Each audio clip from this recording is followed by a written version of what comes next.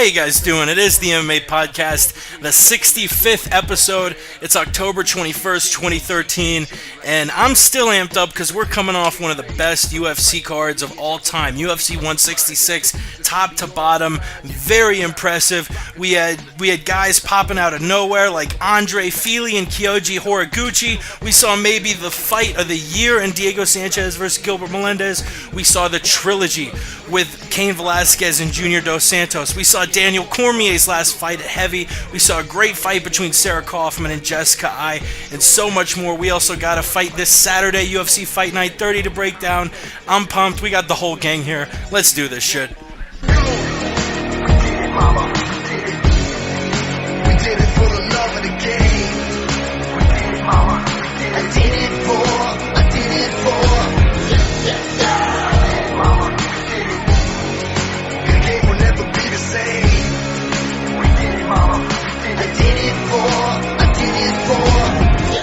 You're listening to the MMA Podcast.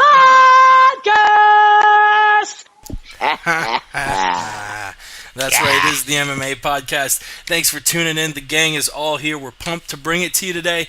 If you are tuning in live on Ustream, we do our shows live every Monday night at 11:30 Eastern. We might end up starting a little late like we are tonight. It's past midnight over there because the gang's all here and we were just BSing before we realized we needed a show. We needed to start the goddamn show. But if you are listening live and you want to call in, the number is 213-457-3380, or you can Skype us at the MMA Podcast. We also love if people want to tweet in at the MMA Podcast. And if you want to call in and we're not doing it live, leave a voicemail and we will listen to it and answer it on air no matter how ridiculous it is. As always, you can visit us at themmapodcast.com. And I mentioned Sanser Boy Ramsey. The whole gang is here. It's me, it's Ross, the intelligent Jew, Finkelstein, Chris Lowe, Alan, I tried to think of a clever nickname for him, Hamilton, and of course, Yao the Truth, Necroma. Ross and Yao both coming off huge weekends. Chris and Alan coming off decent weekends, not bad. But before we get into the weekends we all had, let's pass it around for Twitter shout-outs and all of that. First, I'll pass it to the silver medalist in the ADCC East Coast Trials at what was it, 161 pounds. It's Yao the Truth. What's going on? Where do we find you, brother? Thanks for the introduction once again. Yes, I won silver in my division this past weekend on Sunday in the ADCC East Trials. But most of all, I'm just excited to get into this podcast. So don't go anywhere. Strap in. Let's go. Yeah, and for anybody who's interested to know how Yao did, we will be doing a segment on that after we cover UFC 166, which was a hell of a card. Somebody who called the card perfect, 13-0, and he's not necessarily a gambling man, doesn't spend it, just throw all of his money out, but he threw this crazy parlay of doom out. And I think it was Friday night. He said, "Yeah, it's this 11 fight pick. I'm picking 11 of the 13 fights, and it's $25 to get like 1,200. I don't even know. He is going to explain it all in the Bringing the Jew to You after we all introduce ourselves. But Ross, you're coming off a huge weekend. What the hell's going on?" Ladies and gentlemen, boys and girls, children of all ages, the Jew is back. The Jew is here. The Jew is on the MMA Podcast. Ladies and gentlemen, I had a huge weekend. I will tell you all about it. If you want to find me on Twitter, you can go to twitter.com/Ross Finkelstein. That's at Ross Finkelstein, E before the L. Yeah, this dude knows what he's talking about when it comes to mixed martial arts. We also got a man who's protecting the mean streets of Baton Rouge, Louisiana. Also had a good weekend. Went and met with WWE champion Daniel Bryan, our soon to be champion. I'm not sure what the status is there. But Alan, what is going on? Where do we find you? Nothing, guys. Glad to be here. It's nice to hear all these familiar sounds coming out of your mouths. The people that I know, podcast buddies. Yeah, I got to meet Daniel Bryan. It was amazing. Catch me on Twitter, Westland Eagle AH, Instagram as well, and I'm just happy to be here. Hell yeah. And I saved him because I was saving the best for last. He has been taking a little bit of a hiatus. We aren't sure whether he's going to be back for the long term or not, but one thing we do know, he's here, and all of us are pumped as hell for it. It is Chris the Wild Man Lowenstein. What the hell's going on? I have a confession to make, guys. I figured I'd save it for people that I love so much. I have been sick. Yeah, go ahead. Can I cue up a little music for your little... Of course you can. Confession here? Alright, let me... We wouldn't have it any other way. Alright, here we go. Let's do it. So, gentlemen, I've been gone for a while, but I am back.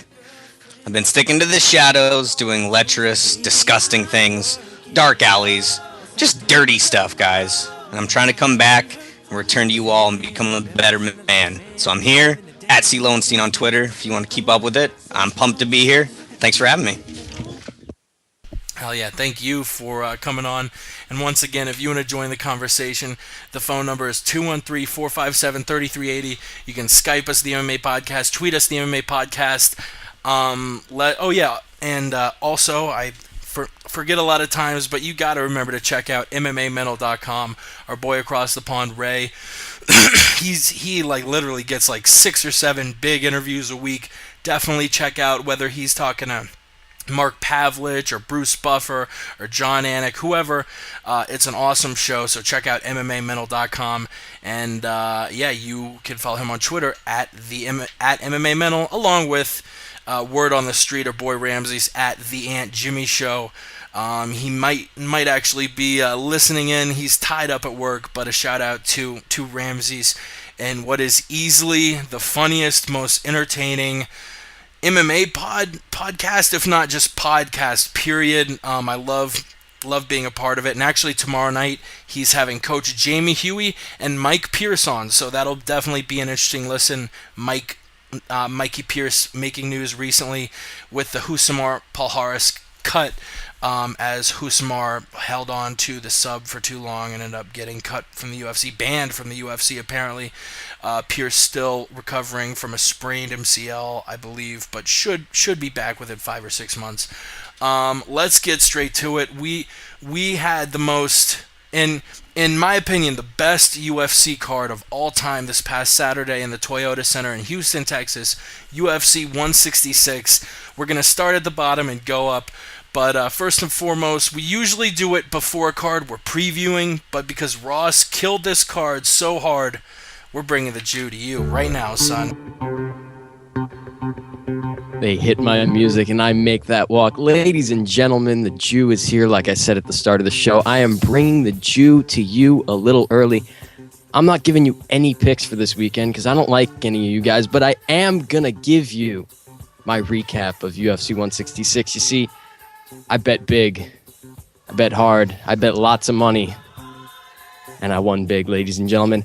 I had 4 single plays, I had 4 props, I had a prop parlay, I had a parlay of the night, and then I had 2 extra parlays, one of them being my fun parlay, 11 fighters in one parlay, and guess what? It cashed. Velasquez, Nunes, Feely, Boach, Dotson, Cormier, Lombard, Ferguson, Melendez, Horiguchi, and Amagov. It cashed. That's right. Money in my pocket. How much money did I make in total? $1,465.25 beautiful cents. I had single plays on Boach, Velasquez, Nunes, and Feely. They all cashed. Cormier by decision, Gonzaga by submission didn't cash, but Cormier by decision did. Velasquez inside the distance cashed. Dotson knockout TKO cashed. Cormier and Dotson in a parlay that cashed. Just so many great things. It was beautiful. It was a beautiful night. I went 13-0 with predictions. I predicted every single fight on this card perfectly. That's right. Perfect. The Jew is back. The Jew is in business. The Jew had a good Saturday night, and he's going to have another good Saturday night this weekend, but I'll keep it to myself. Ladies and gentlemen, boys and girls, children of all ages, this has been the Jew, bringing the Jew to you at Ross Finkelstein, E before yell. Yeah, the Jew killed it this weekend, and I'm interested to hear what he's got to say about UFC Fight Night 30. I'm not a gambling man. The last bet I'll ever make is Nate Marquardt versus Chael Sonnen. I learned a couple things. A, the fight game is very unpredictable. B, never bet against the American gangster. But let's start off with the Facebook prelims. Yeah, and the Facebook prelims, as I clumsily bring up the actual Facebook prelims, there they are. We had a bantamweight, a catchweight, a lightweight, and a welterweight match. All of them finished within the first 2 rounds, and all of them kind of similar, because all of the winners are these young guys who are definitely on the way up, and their stocks are rising. In Kyoji Horiguchi, Andre Fili, Tony Ferguson, and Adlan Amagov. The 4 men who lost, Dustin Pegg, Jeremy Larson, Mike Rio, and TJ Waldberger, all now sort of on the cusp of losing. 2 or 3 of those guys now have lost 3 or 4 fights in a row. And with Uncle Dana saying at the post-fight press conference that the roster is a little bloated. He wants to cut a couple fighters. That doesn't bode well for guys like Peg, Larson, Rio, and Waldberger. I'll briefly go over the results. Horiguchi beat Peg via second round TKO. Andre Fili, who couldn't make weight, to 145. He ended up weighing in at 148.5. The alpha male young prospect beat Larson also with a second round TKO. The next 2 fights ended in the first round. Tony Ferguson defeating Mike Rio via Darce choke, and Adlan Amagov with a scary KO over TJ Waldberger. Ref definitely should have stopped it sooner than he did stop it. But that was very scary. He apparently was out for a while, was brought to a hospital, but ended up being fine. Ended up walking out and eating dinner that night. So all was good. The other note I wanted to add in, Bruce Buffer. I don't know if he hit puberty at UFC 166 or what. You actually can find the video on our YouTube page. It's called Bruce Buffer Hits Puberty at UFC 166. But I'm just gonna play the 20-second clip of Buffer. I don't know what exactly happened here. I'll let you, the listener, judge for yourself. Ladies and gentlemen, referee Kerry Hatley's called a stop to this contest at 1 minute, 52 seconds of the very first round. Declaring the winner by tap out due to a Darce choke, Tony El Cucuy Ferguson. Tony Ferguson after the long rehab. I'll play that one. Cucuy.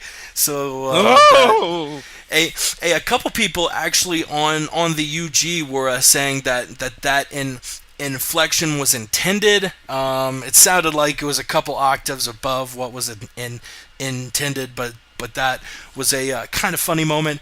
But we have all of these rising guys, all in their 20s, in Horiguchi, Fili, Ferguson, and Amagov. And I actually think a lot of all of them. Ross, you and me spoke about it on the final round last night for a while. What do you think of these four guys? We'll assume the 4 guys who lost will all be cut, basically. But the 4 guys who won, what do you think about their futures coming up? Well, they all have really, really, really bright futures. Start with Horiguchi. Horiguchi is, 12-1 now? I mean, he looked so good against someone who was much bigger than him. He was outmatched in size in the first round.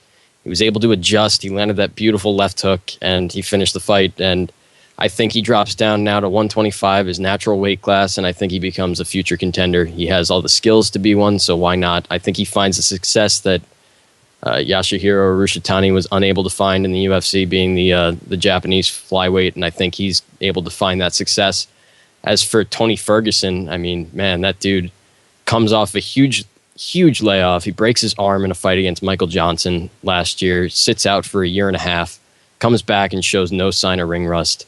He's got a really good record. He's 12-3. He's 4-1 in the UFC. His only loss is to Michael Johnson, who just beat Joe Lozon. So I see bright things in his future. He's got good boxing. He's a Division 2 or 3 wrestler, and he's got good jiu-jitsu. I mean, that was a beautiful submission, very slick. That Darce choke for Amagov is scary. The way he knocked out TJ Wahlberger, we haven't seen that style of knockout in a while. Something from the guard, not really from the guard, but just someone off their back and just landing ground and pound like that. That's some brutal stuff. That's Fedor-esque. And I think we're seeing a really big surge of Russian prospects right now. They're starting to take over the MMA scene again with him, Khabib Nurmagomedov, a lot of guys in Bellator.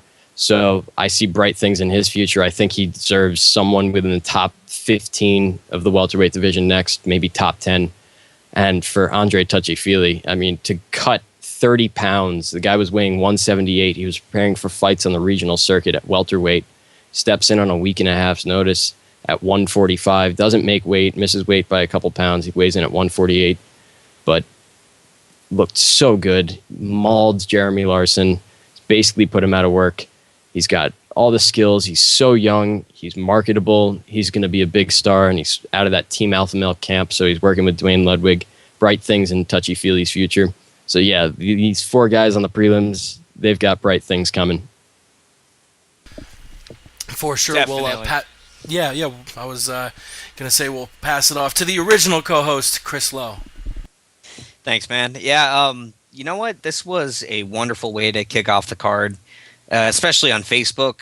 I mean, we had a bunch of finishes. We had 3 really stunning, performances by guys that were newcomers to the octagon. Horiguchi, that's a scary guy. Fili obviously knows what he's doing on the feet. I'm going to talk about the top 2 guys, Ferguson and Amagov. I think Ferguson has made a really good choice by going to Rain Training Center. A lot of people don't know this, but he was actually a really good wrestler, and he was on the Eddie Bravo podcast, Eddie Bravo Radio, talking about how he hasn't been dominated in a wrestling match in a long time. And in the UFC, he's looked mostly like a striker. So to see him come back after a long layoff and a loss and put on a grappling performance like that against a gritty dude like Mike Rio, that was awesome. So he's kind of showing another side to his game. I think that's the best thing he could do after kind of falling in love with his boxing. So I think sky's the limit for that kid. And, man, just like Ross brought up, Adlan Amagov, these guys from Dagestan, I mean, Nurmagomedov and Kolobov, these guys are no joke. There's a different kind of intensity to them. They're super well-rounded. Their grappling really stands out. Their striking, up until this point with the other 2 guys, not that great, but with Amagov, he is a scary dude. So I think we're going to see Amagov make some waves. I'd like to see him face maybe somebody with a little bit more power on the feet in his next fight to kind of gauge where he belongs in the division. But awesome way to introduce the card. What did you think about those prelims, Alan? I know you're stoked on your boy Kyoji Horiguchi. Yes, I am very pumped. Seeing the Japanese fighter come over here that actually has the one thing that a lot of Japanese fighters that come to the U.S. are lacking and that is power in their division. The man, he fights at 135 right now. Like Ross said, he's going to be dropping down to 125. He's built for 125. He's got the speed and the strength, and he's got 12 wins, 1 loss.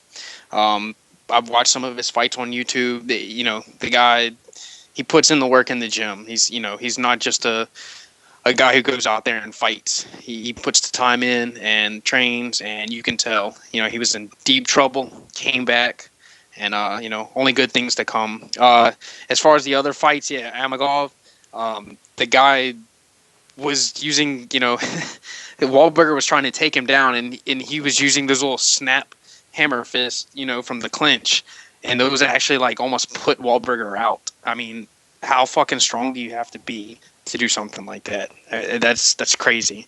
So yeah, that's the continued wave of, like you said, all these Russian fighters that are going to come in and just stun opponents because their training methods are different. They come from that sambo background. Just different things that guys in the UFC haven't seen before. And like Chris said, it was a great way to kick off the show. Couldn't have been any better. Definitely, yeah. Those four finishes. I actually got those four fights correct, 4-0, but I picked them all as unanimous decisions. So it was kind of funny to see them all get finished. The first fight that did go to a unanimous decision was a fight that I thought was going to be finished. KJ Noons against George Soteropoulos. Noons wins the unanimous decision 29-28, 29-28, 30-27. Soteropoulos now with his fourth straight UFC loss after being on top of the world. And now with Noons, Noons actually said after the fight that he was thinking about retiring if he had lost. Noons now with his first UFC win, looking to maybe capitalize on that. The striker who I think most of us thought he should have finished, GSOT, but just couldn't do it. What did you guys think of the fight, Haas? I was very disappointed in KJ Noons because I feel that he should have knocked George Soteropoulos out. I was saying that he was going to knock George Soteropoulos out. He has all the skills to knock George Soteropoulos out. It was a perfect fight for him, and he just did not do it. He's very gun shy. He's not what he once was. He's fallen too in love with his boxing to the point where he literally fights like he is a professional boxer coming into MMA, and no one can outstrike him or do anything to him. So he fights very just lax. It's such a relaxing style. He doesn't do anything. He's does just enough, but not even enough to get by. I mean, you go to a close decision with George Soteropoulos, there's a problem there. The guy doesn't have a chin anymore. George Soteropoulos has had such a fall from grace. He was 7-0 in the UFC. He was one fight away from a title shot, and honestly, he could have gotten a title shot. He was just kind of stuck in the lightweight logjam back in 2011 because you were literally coming off of the second fight between Frankie Edgar and Gray Maynard, and they had booked the third fight for May, and this is the beginning of February I'm talking about, of 2011. You had Clay Guida, who was fighting Anthony Pettis, because Anthony Pettis was supposed to get the winner of that fight, but he couldn't because they had to go to the third fight, and it was a whole mess. You had Jim Miller there, so he ended up having to fight Dennis Seaver and lost that fight, and he's never been the same. And then he was knocked out twice in a row. You had Rafael Dos Anjos, and then you had Ross Pearson do it back in December. He doesn't have a chin. We've seen it. He was knocked out by a boxing coach of Ross Pearson. So for KJ Noons not to finish him, especially when he had him hurt multiple times in the fight, he had him hurt at the end of the first round and he could have finished it there, and he just did not. It's pathetic, and I don't think KJ Noons is going anywhere in the UFC. Yeah, man, pathetic is absolutely right. They were really throwing KJ Noons a underhanded softball here. I mean, let's get real. George Soteropoulos isn't a threat. He's looked very, very human, and this was kind of a moment for KJ to finally shine and show that he has knockout power. I mean, if anyone you can knock out, it's George Soteropoulos. And just like Ross said, he hasn't looked good at all. He got dominated by, what's that dude's name? I'm already forgetting something here. He's the guy from Florida, kickboxer. Can't remember his name. Trains out of ATT. He lost to that guy pretty handily. Yeah, Tim Tebow, the football player. Yeah, he lost that pretty handily. He lost to Cerrone pretty handily.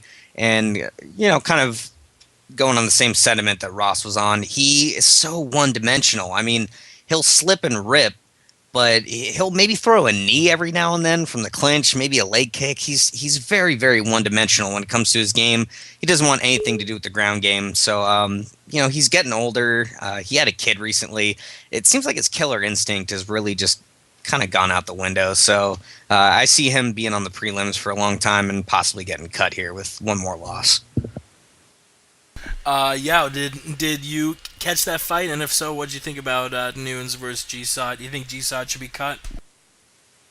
Yeah, I saw it. It was just a disappointing fight. I mean, I think all you guys on the call could defeat GSOT. So, I mean, it was a sad fight. KJ Noons, like Ross, what is this guy's name? Chris said, they threw him an underhanded softball. He really should have shined against Joe Soteropoulos, but he didn't. And, you can't just have boxing and MMA.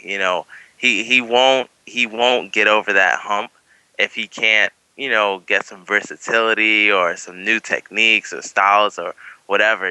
He can't just have boxing in the UFC. So I don't see him going anywhere in the UFC. George Sotiropoulos, he should be cut.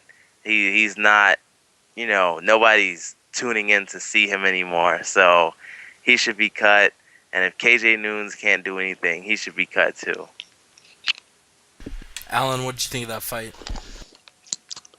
I do agree with you guys on one point, and that is that KJ Noons could have and should have finished that fight. A lot of his losses have been to guys like Nick Diaz, Josh Thompson, Donald Cerrone, some top-level guys that KJ's, fought and lost to. And like you guys said, he does stick with his boxing a whole lot as his primary weapon. And, he had George Sotiropoulos rocked, and he didn't attack. He was trigger shy, as all of you have pointed out. And, I definitely think that, as he said, he was, looking to retire if he happened to lose this fight. I think he just wanted to play it safe and get the win, because he knew his job was on the line and possibly his career. Do I think that he sucks? No, I like KJ Noons. All of his fights, even whenever he gets, the shit knocked out of him, are entertaining, man. He comes to fight, he doesn't quit, and you don't finish that guy. So I don't think he gets finished. I think we need to wait and see how he performs in his next fight. He's got that monkey off his shoulder. He's won a fight in the UFC. So maybe that does something for his confidence, and he comes out and performs better. George Sotiropoulos, fall from grace. The guy, was once on like a 7 fight winning streak in the UFC. I mean, the guy was, he was blowing the charts, skyrocketing through the division, and then, basically hit a bump in the road and has lost, a couple of fights in a row. And as you've all pointed out, he has no chin. The guy gets hit and, he falls down. It's just, there's something that happens. It's just a genetic thing that stops the guy from fighting. And I think he's going to get cut. I don't think that he has anything more to offer to the UFC as far as being a fighter. So, I'm not saying that I could beat the guy. I'm not saying that, who could beat this guy and he doesn't have any more, skills. But I don't think that he has anything else to offer the UFC at this point in time. Word, pretty succinct breakdowns by all of us motherfuckers. Let's move on to the next fight on the UFC 166 card, which was looking like it was going to be the fight of the night for a while. Jessica Ai defeating Sarah Kaufman via split decision, 29-28, 28-29, 29-28.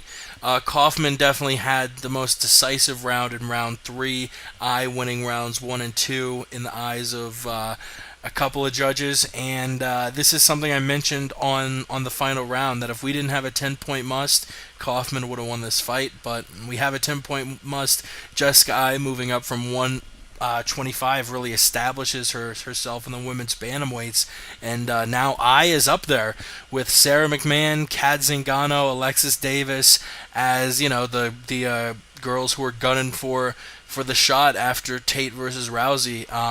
Ross, you broke it down really great last night on the final round. What did you think of Jessica Ai versus Sarah Kaufman? Well, one thing that people are immediately going to is they're calling this fight a robbery. And let's get one thing straight. This is not a robbery. This was a very close fight with a very close second round that determines how this fight goes. The first round, Jessica Ai won. The second round, it's up in the air. The third round, Sarah Kaufman won. So it really all depends on how you scored that second round. At the time, I thought Sarah Kaufman won that round. And I still do think Sarah Kaufman edged out that round. But it wasn't a robbery. You could clearly see how someone could score it for Jessica Ai, and you could clearly see how someone would score it for Sarah Kaufman. They just did different things. That's what's going to happen when you have a very close striking matchup. Another thing is, a lot of people counted Jessica Ai out because she was a 125er coming up to 135, and she was fighting the number 2 bantamweight in the world, basically. So to shit on Jessica Ai's performance after what she did to the number 2 bantamweight. I mean, to go out there and hang with the best of the best striker that there is in the women's division right now. She hung in there, and the best boxer really, and she she boxed with her and she roughed her up badly. I mean, look at Sarah Kaufman's face after that. And going into that third round, Jessica Ai was completely clean. She had no bruises on her face whatsoever. And credit to Sarah Kaufman. In that third round, she really turned it on and started hitting her with more power and opening up bruises on her face. And she did really, really, really well. And I think we got to give both women credit for this fight because this was the fight of the night up until Melendez-Sanchez. And I really hope they both get bonuses for this because this was an unbelievable fight that more people need to talk about. And Jessica I loved how she was using the clinch and how she was dirty boxing and just she looked really good. She showed off her speed. She showed off her power. She showed off her accuracy. She's going to be a threat in the 135-pound division for the women, and she's going to be a threat to Ronda Rousey. She's got every aspect of the game, and I hope they give her a number one contenders fight next because she really deserves it. Maybe her versus Kat Zingano. That's a good one. Alan? Yeah, I definitely agree with Ross. I think that, in the end, if, all personal feelings aside, who I thought the fight should have went to, yeah, I think it went, it went to the right person. I don't think it was a robbery. Do I agree with it? That's not really the point here. The point is that the right person won. The person who, won overall. So it was an amazing fight. The women continue. I cannot, stress this enough. The women continue to deliver in the UFC. There have been several, 2 maybe fights that weren't that great of the women so far, but I have yet to see a stinker of a fight. I mean, these women, they know what's on the line. They go in there. They don't leave anything on the table. They drop everything they got in there and fight their, hearts out. So I thought this fight was amazing. It was really entertaining. Both women put forth, tremendous effort, and I don't think Sarah Kaufman, really loses a step. She got beat by a younger, probably faster, up and coming fighter. It's going to happen. Age is going to catch up with you. So. Yeah, did you catch Did you catch I versus Kaufman? And if so, what did you think about it? Did you think it was the fight of the night? Up to obviously the Sanchez-Melendez war. Yeah, I definitely caught this fight, and it was actually my favorite fight of the night. Yes, this was my favorite fight out of the whole UFC 166 card. Jessica Ai coming up from 125 into the 135 division and fighting Sarah Kaufman. I was so proud of the way she came in and actually fought her, saying, look, I'm coming to fight you and beat you. That's exactly how she fought her. Her speed, the way she was able to fight, she understands range, she understands distance, closing the distance, she understands clinch fighting, different postures and control and elbows and knees and where to strike and when not to strike, when to move your feet, when to circle. That's things I've never seen from any female MMA fighter ever. I've never seen a female fighter fight like that before. And she has such an intelligent mind on fighting. And that's why she's going to be a huge threat at 135. She has a speed advantage. And, a lot of people counted her out, like Ross said. But as soon as she started fighting, 30 seconds in, and I saw the way she was moving her feet and her head, I automatically knew she's different and she's going to be a threat. So this was my favorite fight. I enjoyed it a lot. And I can't wait to see where she goes from here. That was a great performance. And, this was my favorite fight of the night. Yeah, and you saying that we will get to Diego Sanchez versus Gilbert Melendez, but a lot of people are calling that fight of the year. I sort of got to ask you the question, why did you like I versus Kaufman more than Sanchez versus Melendez? Well, Sanchez versus Melendez wasn't very appealing to me. It was a very sloppy fight. I don't like sloppy fights. I like to see technique. I like to see movement, strategy, intelligence, stuff like that. The Sanchez and Melendez fight was just two bums throwing haymakers at each other. So I mean, if you compare that fight to the Jessica Ai fight, you see a clear distinction between technique and brawling. So that's why. All right. I guess I see a little bit where you're coming from, or at least trying to come from there. The next fight was a welterweight fight, a guy that I guess I must have really overrated, Nate Marquardt, taking on Hector Lombard, moving down from 185. Lombard destroys him via KO punches, a minute 48 into the first round.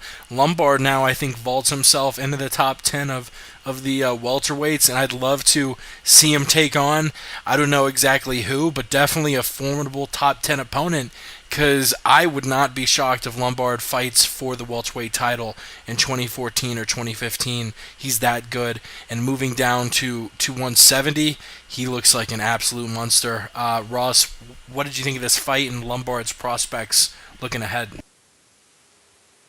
Well, if there's one thing that the Jew is guilty of, it's not knowing how to keep a number to 10. I keep calling at least like 15 guys a top 10 welterweight. And I kind of throw that term around a lot. I threw it around with Amagov. I've thrown it around with Lombard. And I want to put Hector Lombard in my top 10 of welterweights right now, but the only reason I can't do it is because I could think of exactly 10 guys who are above him. But that doesn't mean we should take away from Hector Lombard. Hector Lombard looked incredible. He was reluctant to go down to 170, and he admitted after this fight that he was wrong. And that takes a lot. For a fighter to admit that they were wrong about something, that's a big thing. And he made a very good career choice because he gets to keep his job with the UFC. He was 1-2 going into this fight. He has one of the largest contracts with the UFC, so they kind of saw him as a dud. Even though he had 2 close losses, they were still duds. And he had all this hype behind him. He was basically coming into the UFC, was 1 fight away from fighting Anderson Silva for the belt, and he blew it.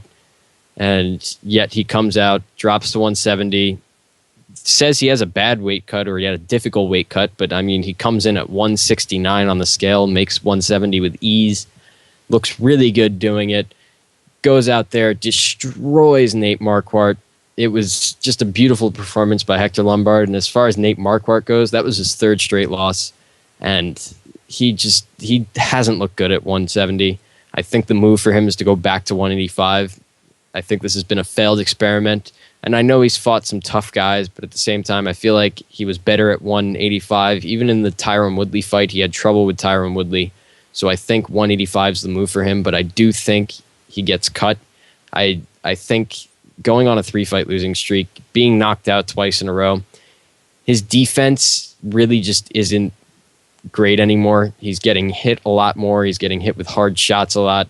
And although he's fought a couple power punchers, I can't really say he has no chin. He's obviously got a suspect chin now. We at least have to call it a suspect chin. But I wouldn't say he has a weak chin or no chin because he was knocked out by Jake Ellenberger and Hector Lombard of all people. So those are 2 of the hardest punchers there are in the welterweight division next to Johnny Hendricks.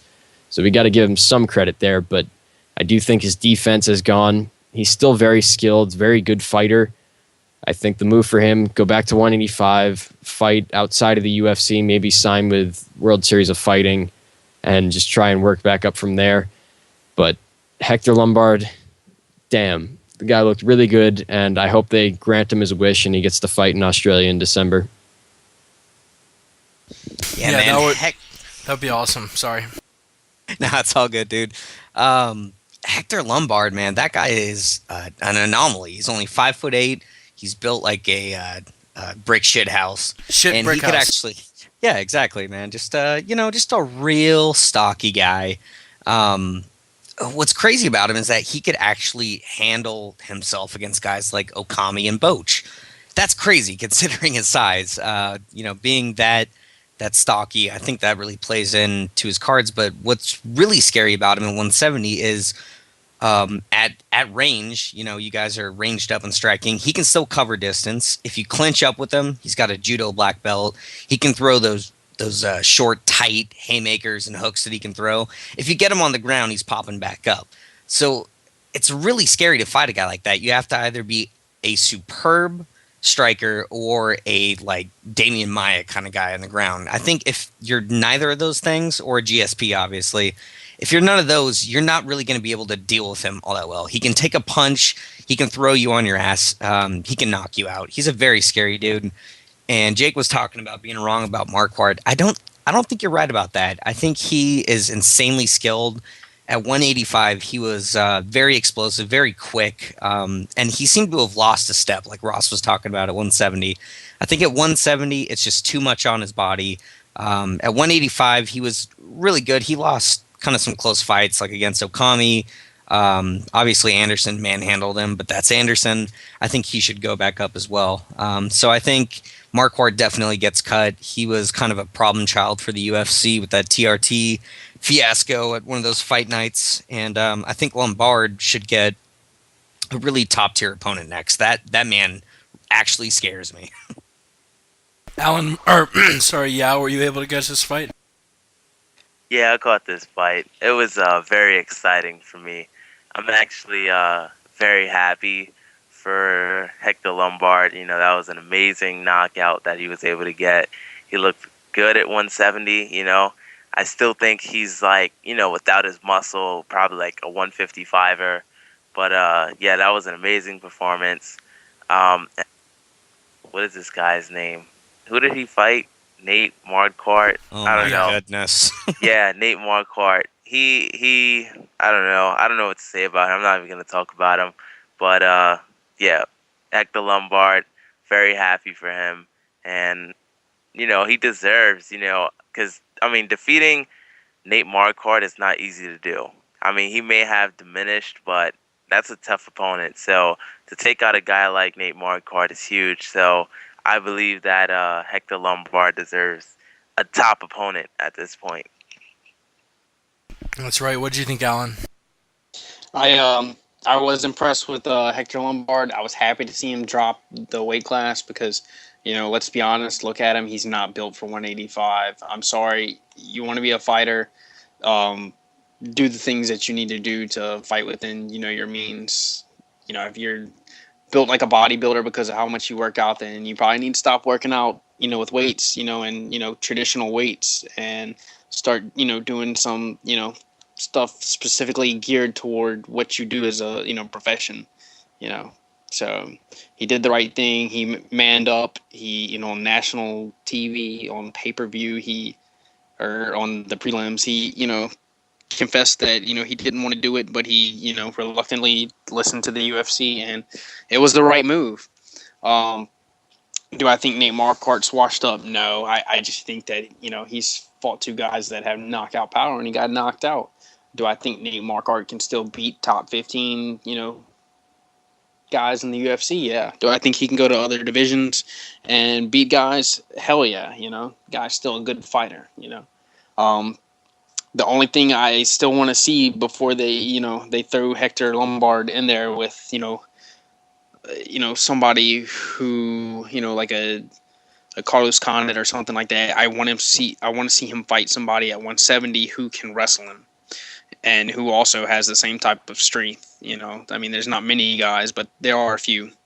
So, you know, put him in there with somebody who can wrestle, test him at 170 with his wrestling, with his endurance, you know, how the weight cut affects him, because you don't want to build him up for a title shot and him, you know, we all know Johnny Hendricks is going to be George St-Pierre, but let's just say if he fought George St-Pierre, you don't want to get him in there with George St-Pierre and George St-Pierre wrestle fuck him for 5 rounds and him lose. You know, that totally demeans the whole reason of even having him. So you need to test him, see where he's at 170 with his wrestling and his counter wrestling, you know, takedown defense.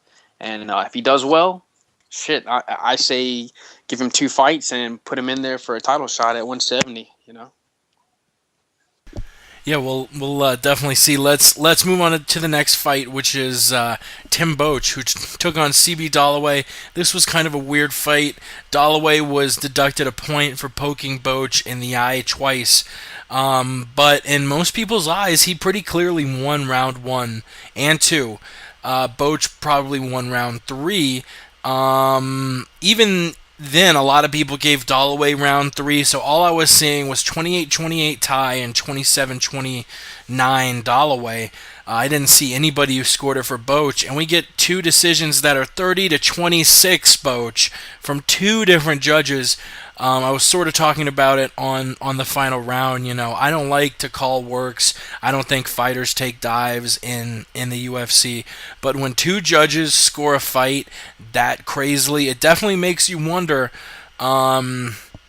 whether it was corrupt or what. No one can say. I mean, we've definitely had our fair share of inept judges, but that was a interesting fight. Boach definitely got a robbery victory over Dalloway. And Boach just has not really looked that impressive. He definitely his back-to-back keystone moments were the wins over Yushin Okami and Hector Lombard. But since, he's lost to Costa Philippou, lost to Mark Munoz, stole a decision against Dalloway, I think, his stock might not necessarily be on the way up. What do you guys think? Ross? All I got to say is, judges, Texas judges, your cut's in the mail. Alrighty, cuts in the mail. Nice. All I really have to say about this fight is it's CB fucking Dalloway. That guy lost by knockout to Jared Hammond. Yao, do you know who Jared Hammond is? By any chance? Yao? That's racist, dude. Well, okay. That being said, No. Is it Shane Roller's cousin? Jared Hammond is a nobody, and he TKO'd CB Dalloway. CB Dalloway basically dominated Tim Boach and got robbed.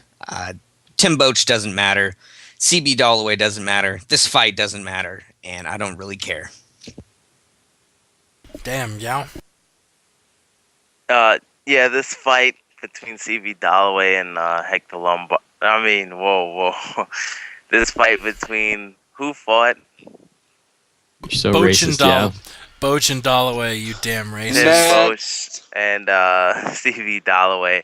It was an entertaining fight. What I really liked about it was the scrambles and how they were, both, competing for that scramble. They both wanted to win it. That was the most exciting part, the jiu-jitsu and wrestling and all that.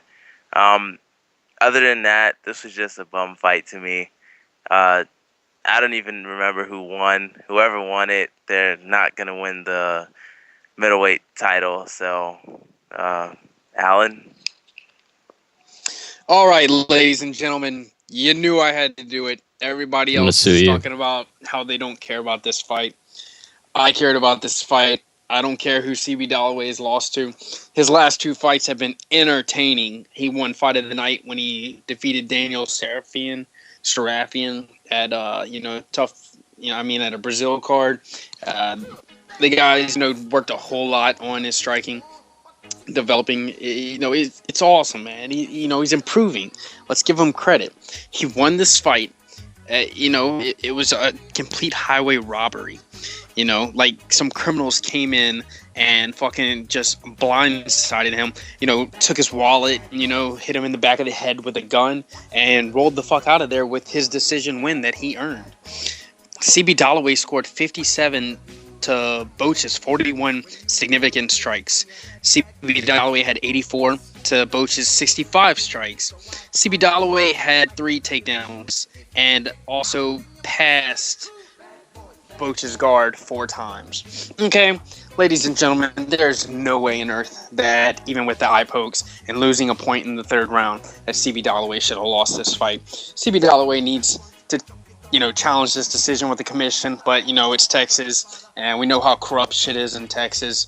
So all I gotta say is, CB, don't ever go back to Texas. CB, you better not ever go back to Texas, because you'll probably get a hate crime committed against you or something. Let's move on. First, though, to sort of break up the monotony between the Fox Sports prelims and the pay-per-views, we got a quick 10 solid seconds of sports. Let me make sure the volume's turned up this time. Let's do it. The Red Sox Cardinals begin the 2013 World Series on Wednesday on Boston. Baseball almost over. Peyton Manning loses to Andrew Luck in his return. Doug Martin, Cutler, Wayne Foster, and Finley all out in their respective games on Sunday with injuries.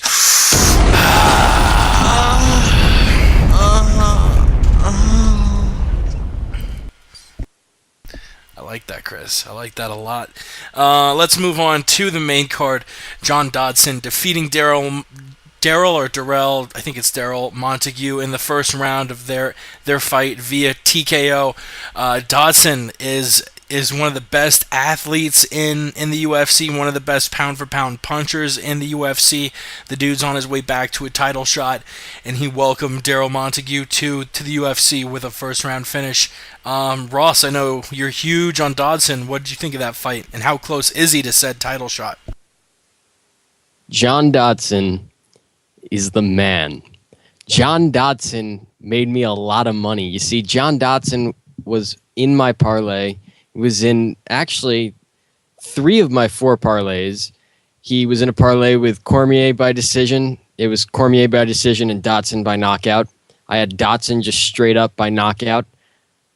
I love John Dodson. He is the man, and I said he would knock Darrell Montague out. As good as Darrell Montague is, look out for him because he's going to be a good prospect in the UFC.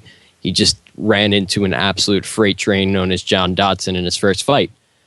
And John Dodson's going to get right back to the lightweight title, the flyweight title. Hell, he may make the lightweight title. Screw it. John Dodson, he's going to be champion of 155, 145, 135, and 125. He's going to take the women's belt. He's going to 170.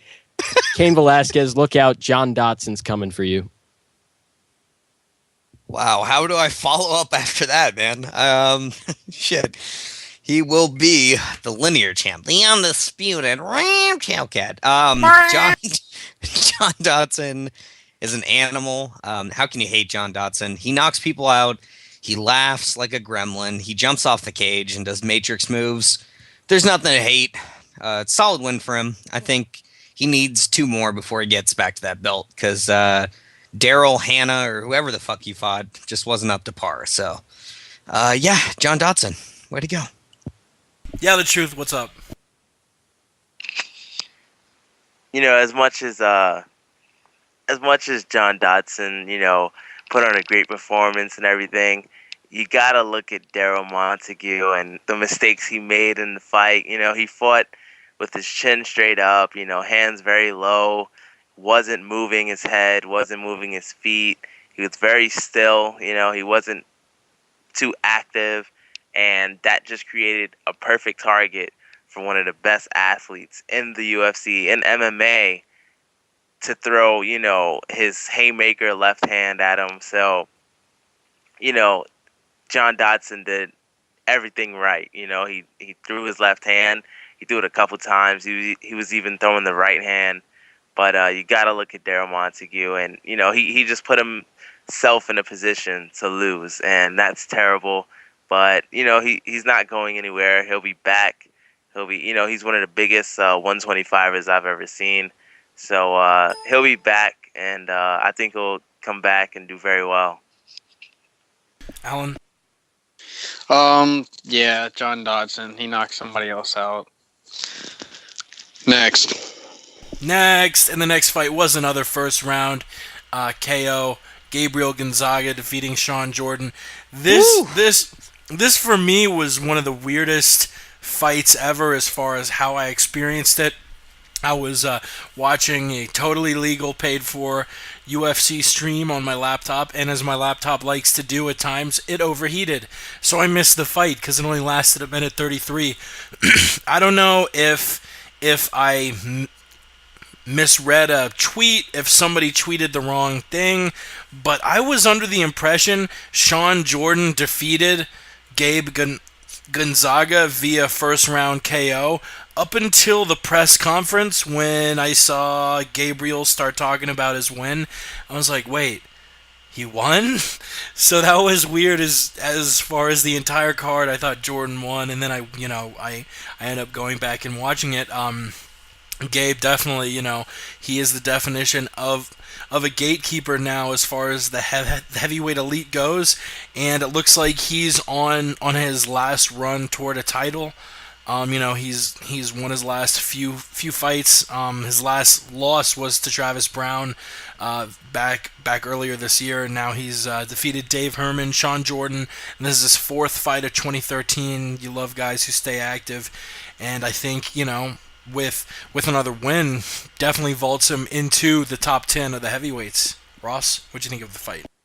This fight, first of all, I was so split on who would win this fight that I did not put either guy in my parlay, in my 11 pick parlay, because even though it was kind of I'm not going to get this, but you know what, I'll go for it anyway parlay, that was one of those fights where I was just like, well, if this does kind of come to fruition, because at least some of these picks, they make sense. Because on one way you could see it, oh, well, Sean Jordan's too green, he's going to get submitted. The other way you see it, oh, Gabe Gonzaga's chin's too weak. Brendan Schaub set the blueprint as an NFL big athlete guy to come in and beat him. So Sean Jordan will do the exact same thing. So I was so split. I did put a bet on Gonzaga wins by submission only because it was plus 650, and I thought that was crazy. I thought it should have been like plus 400, plus 300, something like that. And although I didn't get that, Gabe Gonzaga surprised the shit out of me when he showed really good striking and landed at the perfect time. It wasn't one of those like out of the blue haymaker shots. He timed it perfectly. He set it up. He waited for him to come in, and he just caught him. It was beautiful, perfectly placed punch. I give him all the credit in the world. One thing that this fight showed was the state of the heavyweight division. And I was talking about this completely before this fight. I kept saying this is a real test for the heavyweight division because we're going to see what the state of it truly is. We've got all these prospects in Bellator who are terrible, and we see them like fight for 2 minutes in gas, and then it looks like two dads fighting a bar fight somewhere, or fighting at a Little League game. It's just really, really bad. And Sean Jordan was supposed to be a big prospect, and this was going to be a test. If he could get past Gabriel Gonzaga, who's kind of seen as a gatekeeper, if you can beat Gabe Gonzaga, you can move on to the upper echelon of the division. And this was a real test to show if he could do that. And it was kind of a test for Gabe Gonzaga in a way, because it showed whether or not his chin he could go out there and face someone who's more athletic than him, who's stronger than him, and beat him. And he did that. So it showed that he's starting to really round out his game as a mixed martial artist. He's no longer just a jiu-jitsu guy with some power and can throw a high kick. He's getting well-rounded. He's showing off boxing. He's showing off good movement. His footwork looks really good. So he's completing his game, and it made me happy even though the prospect lost, because it showed that we have guys who have been around for a long time that are starting to round out their game. And the heavyweight division, although it's looking dim right now because we have a really dominant champion and the number 2 guy just got destroyed by the champion again, it makes me happy because I know that there is still some light in this division. So Gabe Gonzaga, I think, has earned his way back to the top 10. 4-1 on his current UFC run. His only loss is to Travis Brown, and he was hit with elbows to the back of the head. His last 2 wins are knockouts. The guy's number 10 in the division, or number 9. I got to give him the credit, and I'm happy to see that Gabe Gonzaga won. Guys, listen. You got to look and you got to listen. Gabriel Gonzaga, not too long ago, was the laughing stock of the heavyweight division. He was a guy that was coming in there and he was getting knocked out by JDS. He was barely beating Chris Tucker after a couple ball shots. But now when you look at him, he's showing up hairy as fuck. And guess what's happening here? Gabriel Gonzaga is going Super Saiyan. Every single fight that we see him in from here on out, he's going to get hairier and hairier. He's going to be growing out that Super Saiyan mullet on his back. He's been training in that anti-gravity, spaceship. He's getting more and more powerful. I think his next fight, he's going to do maybe a Kamehameha or a Super Saiyan move, and he's going to essentially just blow someone up. They're going to explode. Gabriel Gonzaga is the real deal. Yeah, the truth. Yo, the truth. Yes. Yeah, Gabriel Gonzaga versus Sean Jordan, amazing fight, amazing knockout, very exciting. I really don't like Sean Jordan, and seeing him knocked out like that was great. I'm a huge fan of Gabriel Gonzaga. Oh God, I gotta stop saying, he put on a great performance in his fight. Thank you. Rampage. Yeah. Alan, I'm laughing. Oh man, this is an inside joke. I can't explain, but I'm laughing at what Ross just changed his Skype picture to. Alan, what did you think of Gonzaga versus Jordan? I felt like they were kind of throwing Jordan in there with, a guy that's got far more experience that he's got a little too early. If they wanted to see what he's got, maybe they should give him a different name, maybe a guy that wasn't so, traveled in his, UFC career. I mean, Gabe Gonzaga's been here for a minute. He's fought some big names. They could have gave Jordan a few other, fights, but, it is what it is. He got knocked out. I don't really have anything. This fight wasn't really great. Gonzaga, until he fights another top 10 guy, we won't really know what he's made of. So he won. Happy for him. Next. Next up, we have the fight of the year. We have my second favorite fight of all time. We have Gilbert Melendez versus Diego Sanchez. Diego Sanchez is the definition of a warrior. He probably earned his way into the UFC Hall of Fame.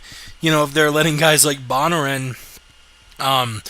Gilbert wins the unanimous decision 29-28, 30-27, 29-28. Sanchez just stood in there, put his face out, and let Melendez throw bombs and was not phased at all. We know Gilbert's in his prime. He's a hard hitter.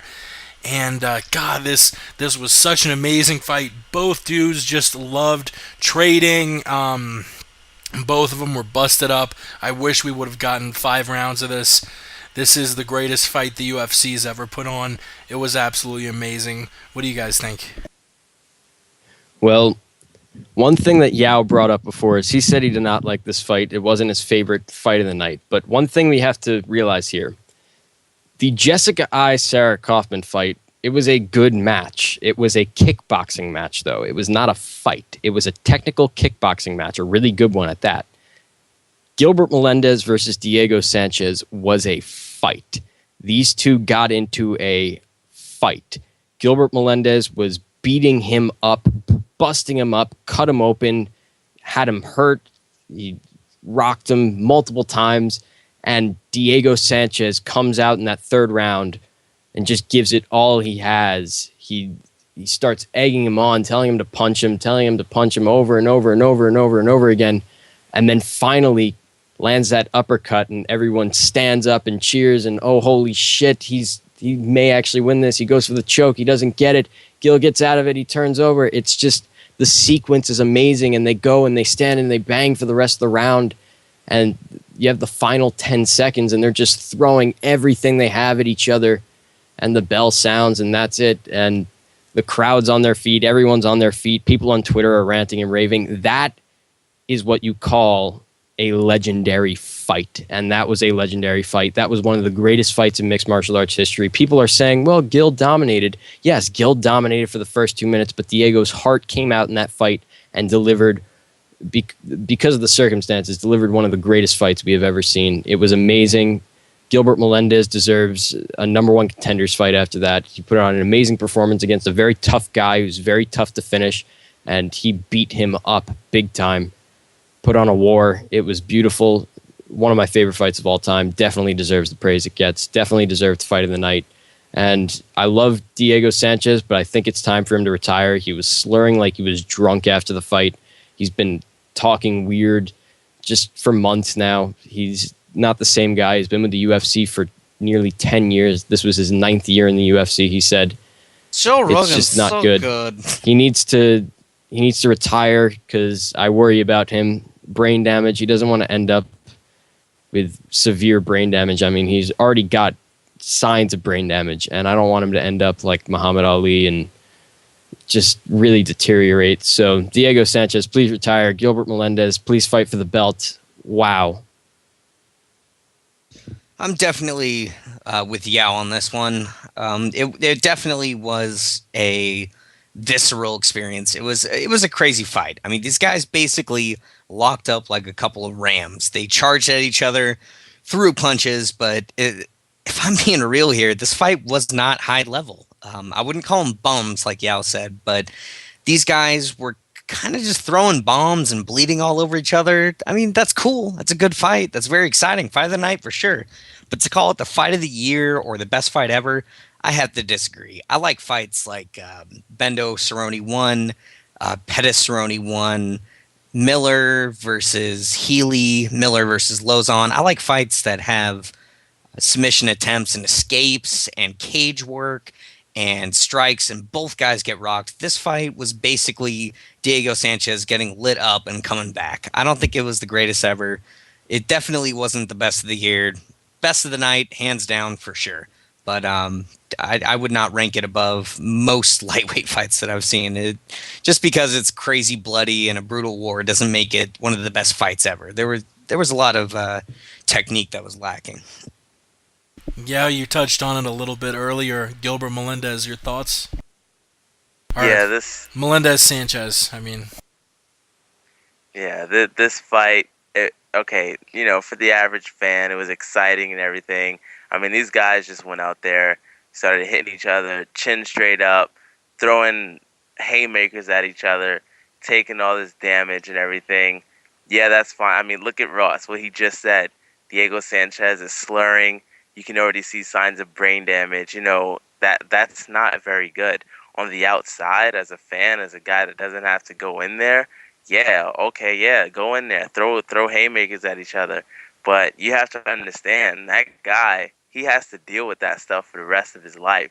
So, I mean, watching this fight, there was never a moment where I jumped out of my seat or was ranting on Twitter about it or, jumping up and down or saying, whoa. I mean, I'd rather watch Rory McDonald versus Jake Ellenberger than watch this fight. I appreciate fights where you see high-level competition. I mean, these guys, they're not high level, and I don't see them ever winning the UFC championship belt, with that type of strategy and fighting skills and technique, So, Anthony Pettis was sitting right there. He's probably just thinking to himself, wow, these guys think they're going to contest for my belt?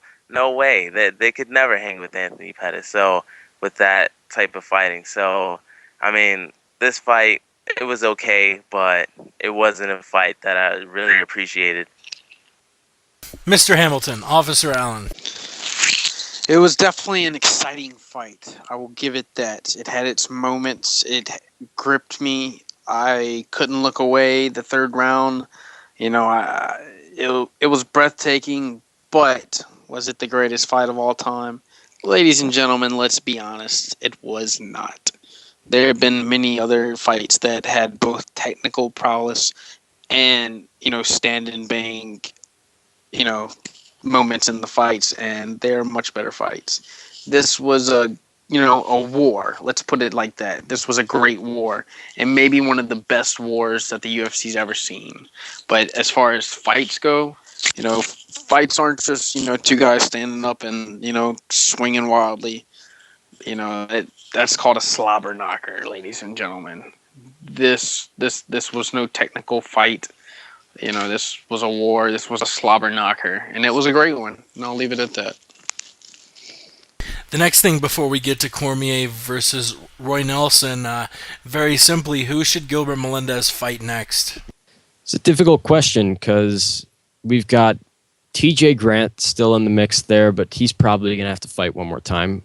We really have three guys primarily who are basically a fight away from a title shot. I guess you could kind of include Rafael Dos Anjos there, but I really wouldn't include him right now. I think he needs two more good wins. But we have Gilbert Melendez, we have TJ Grant, and we have Khabib Nurmagomedov. I don't know what is the best combination to put those guys together. I was leaning towards Khabib versus TJ February. I think that would have been the best fight that they could do. But now after seeing that, I think Gilbert Melendez versus TJ Grant is the right move. I think putting Khabib Nurmagomedov up against Rafael dos Anjos would be the right move. And I think if Rafael wins that fight, Rafael will have to fight one more time. If Khabib wins, Khabib should get a title shot from there. But I think Gilbert Melendez, TJ Grant, I think that's the move at this point. I'm with Ross on this one. That's a really, really good call. I was thinking the same thing. I feel that Dos Anjos is very technical. Nurmagomedov is very technical as well, so that would make for a great fight. So to see Grant and Melendez square off, two guys with that kind of Braveheart style, just never give an inch, I think that'd make for a great fight. Personally, I want to see Nurmagomedov and Melendez square off, because I think that would be great too. But I think at this point in their careers, Grant Melendez makes sense. We got to get Grant back in there after his injury. And I think that Nurmagomedov would definitely have his hands full with Rafael dos Anjos. So good call, Ross. I'm with you. Yeah, I like Ross's call too. What do you think, Yao? He should just fight Rafael dos Anjos, honestly. And then Rafael dos Anjos would beat him. But, yeah, he should just fight him next. You really think Rafael would beat Gilbert? Yes, I think Rafael dos Anjos will beat Gilbert Melendez. What? Simply because he's a better fighter.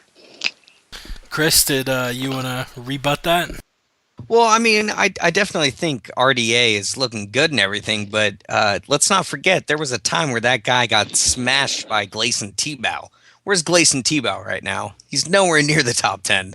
I think RDA has turned a corner, but to say that RDA would have his way with Melendez, I think that's crazy talk. I think Melendez should have taken the title against Benson Henderson, man. So is there a reason why you think that Rafael would take it?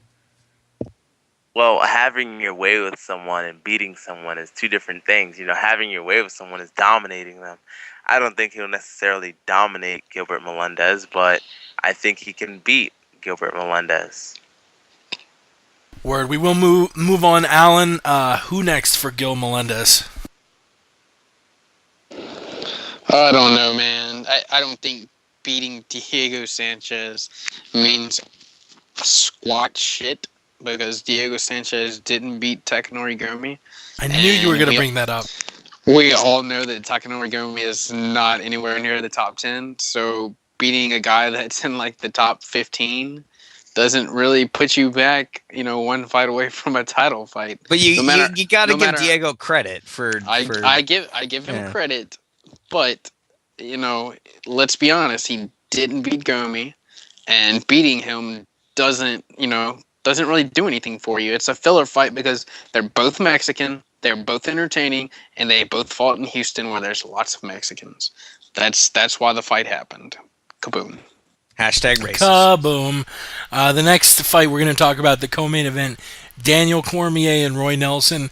It went about the way we all thought it would. Cormier winning the unanimous decision. What were your thoughts on the fight itself, Ross? Daniel Cormier went out there and did exactly what we all thought he would do. He destroyed Roy Nelson everywhere, took him down, beat him up, outstruck him. It was just a beautiful display. He's so good. He's so talented. Imagine if Daniel Cormier was 26 years old right now and he had that level of talent. I mean, people would be calling him the guy who's going to be the next Fedor, and just he would go under. I mean, people still say he's going to be the next Fedor. Imagine if he was younger. He'd be even scarier. So I think he goes down to 205. I think he destroys John Jones. I think he wins that belt.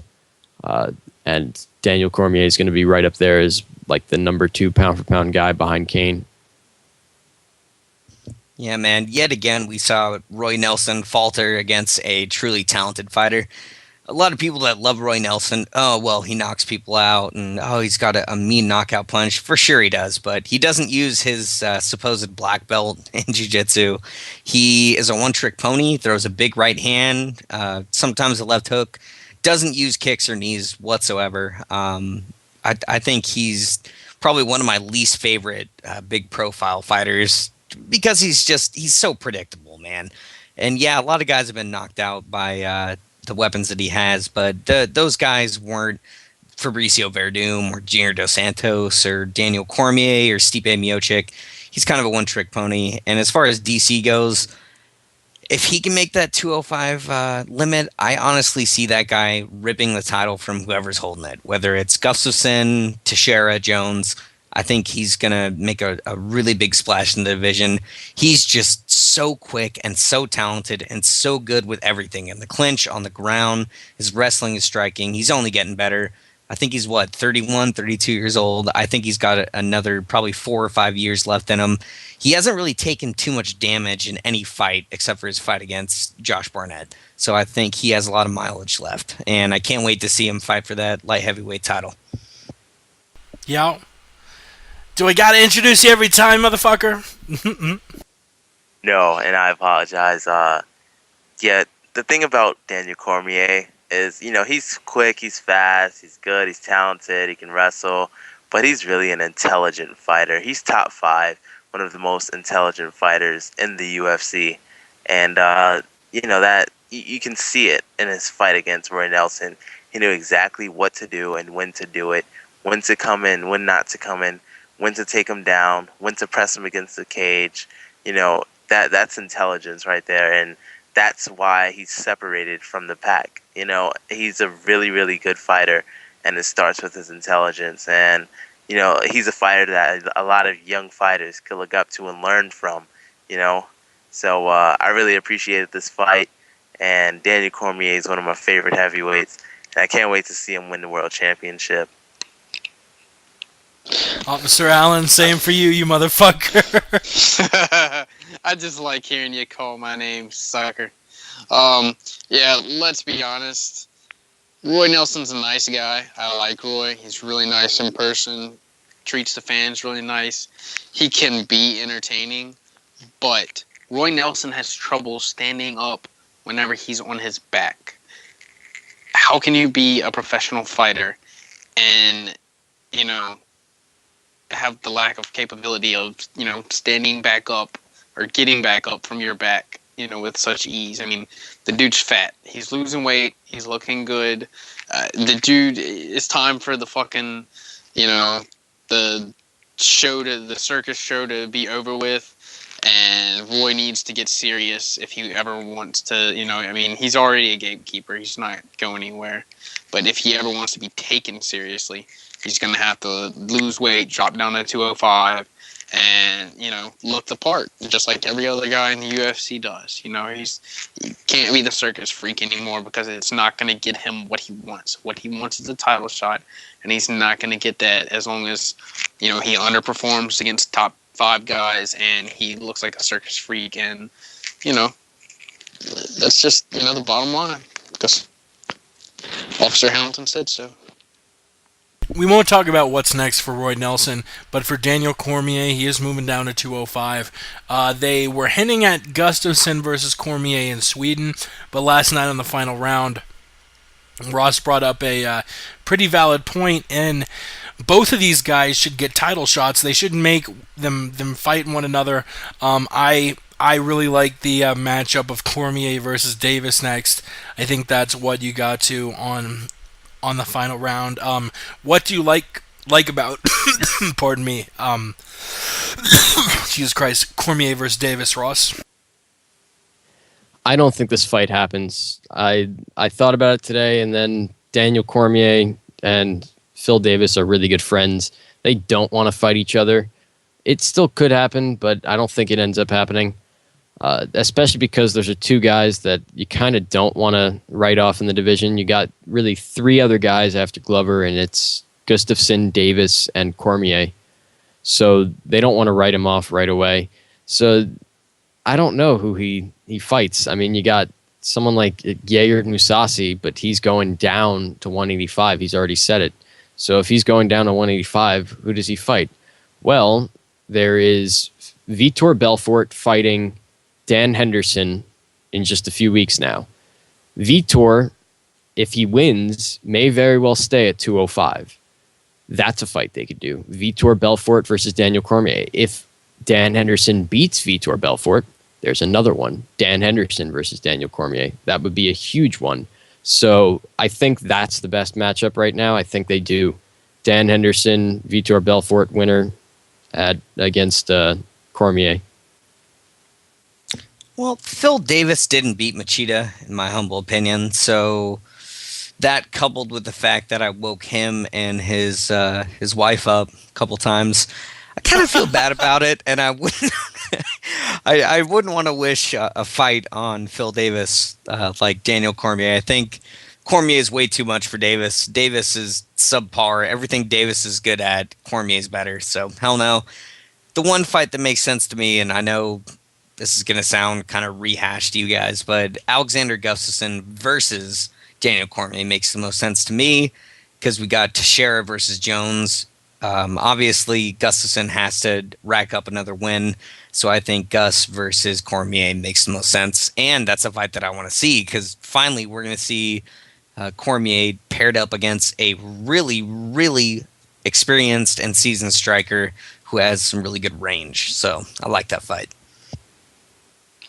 No, I don't want this Daniel Cormier and Phil Davis fight to happen. I like both these guys a lot, and I don't think it will happen. And I don't even think we see Daniel Cormier fight Alexander Gustafsson because the UFC, they want to put that rematch together with John Jones and Gustafsson, and Daniel Cormier would dismantle Alexander Gustafsson. So I don't know what we see next, but I don't think it'll be that fight. I'm pretty sure that I see somebody getting concussed during jiu-jitsu practice, i.e. TJ Grant, and Glover Teixeira is going to get taken out of his fight, and Daniel Cormier is going to get placed in against John Jones, and he's going to take the title. And then we will see John Jones fight Gustafsson, and, whatever. But, I don't think that Glover makes it to that title shot. Let's just be honest. We'll see. Let's move on to the main event, the last fight on UFC 166, Cain Velasquez versus Junior Dos Santos. There were definitely moments during the fight where it was close to being stopped. Cain beat the shit out of Junior.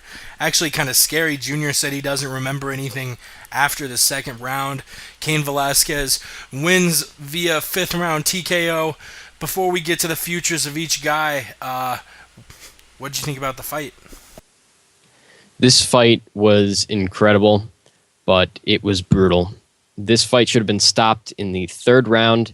Junior Dos Santos was out cold from a punch by Cain Velasquez. It was an overhand right. It caught him right on the side of his head, kind of by the temple, behind the ear, and he went down and he was out. He was getting hit in the face, and he was just holding Cain's foot. He wasn't protecting himself. But JDS has the heart of a warrior, so although JDS himself was no longer there, his body just kind of went into autopilot, and he stood back up only to go back down again, and then from there, just really not mounting any offense. He was just beat up, brutalized. The doctor, when he went to go check JDS's eye, he checked the wrong eye. It was just such negligence by the doctors, and even Herb Dean. Herb Dean should have done something at that point. He should have stopped the fight in the 3rd when he saw he went down. He wasn't protecting his face. The other time he should have stopped it was when he fell down again. It was so brutal. There was no reason for it to go on that long, and I hope JDS is okay after that. Wow. Definitely wow. This, honestly, am I the only guy out there that thinks this wasn't a fight? That's not a fight. Melendez versus Sanchez, that's a fight. There's lots of contests out there where it's back and forth. This was just a continuation of their second fight at UFC 155, and it only got worse for JDS. I'd have to say that JDS didn't land more than 5 punches clean. The entire fight was Cain clinching up, taking him down, and beating him up. His face kind of carried that entire fight. JDS was looking like some kind of monster, as Jake would say. It was just crazy, man. And, I'm glad that Cain got the finish so we can finally get a definitive end to this trilogy. But what really sucks about this fight, and I don't think enough people are talking about, is now the heavyweight division of the UFC, it's boring. We have two guys. They're the only two top guys that can really contest each other. Other than that, there's no one really in the division that I can go, yeah, they're going to beat Kane, or yes, they beat JDS. Yes. Yeah, man. Overeem used to be that guy. Obviously, he isn't that guy. Travis Brown, maybe Gonzaga, probably not. So I think what we learned from this fight is that Kane is better than JDS, and we are seeing a dominant champion. I think Kane's going to be the champion for a long time. There's not anyone in the division that's not named Daniel Cormier that can actually put up a decent fight against this guy. Yeah, the main event between Cain Velasquez and Junior Dos Santos was very disappointing for me. I picked Junior Dos Santos to win this fight, and I was very disappointed because he didn't do what he was supposed to do, in my opinion. He allowed Cain Velasquez to pressure him, put him against the cage, and do exactly what he did in the second fight. And, I was hoping, thinking to myself, well, did his corner tell him, hey, look, you might lose the first, second, and third round exactly how you lost it in the last fight, but we have to prepare for that, or, anything like that. I don't know if they went over that with him, but maybe they didn't. Who knows? But if you want to know the truth behind this trilogy, follow the Aunt Jimmy Show on Twitter and listen to his podcast. He'll break it down for you.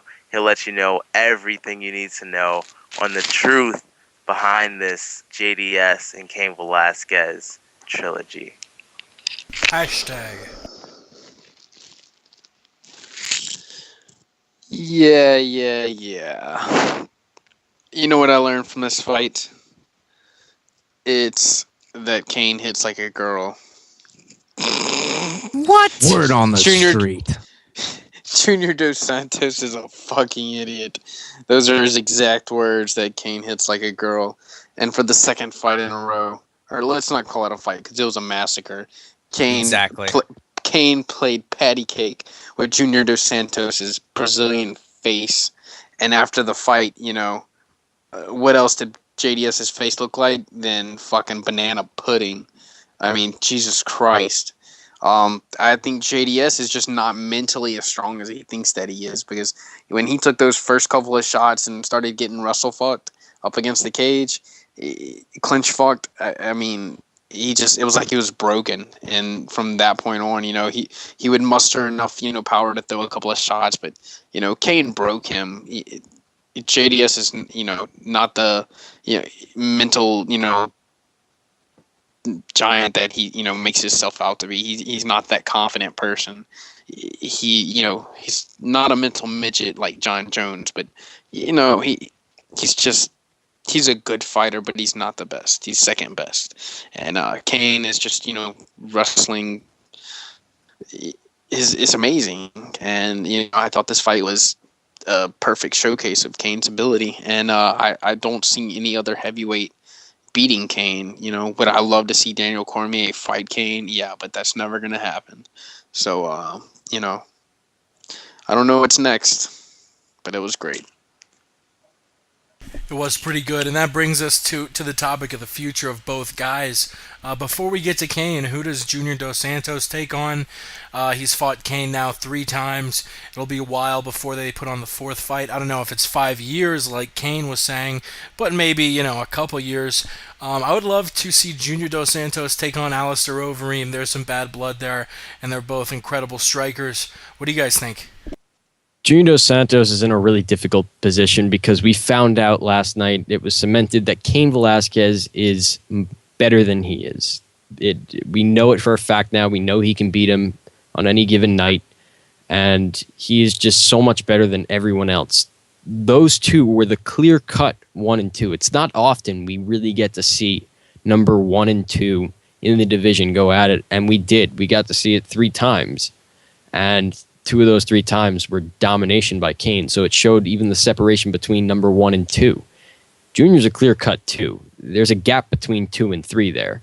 There's a gap between him and Verdum, and I don't mention Cormier because Cormier I now consider going down to 205, so he doesn't count anymore. but there's a huge gap between 2 and 3 and the rest of the division. Junior Dos Santos is in a shitty position because now he's not going to fight Kane again, but we already know he's better than pretty much everyone else. So that's why I was worried about the heavyweight division, and it does look weak right now because you have the dominant champion. Kane, obviously, we know he's going to fight Verdum next.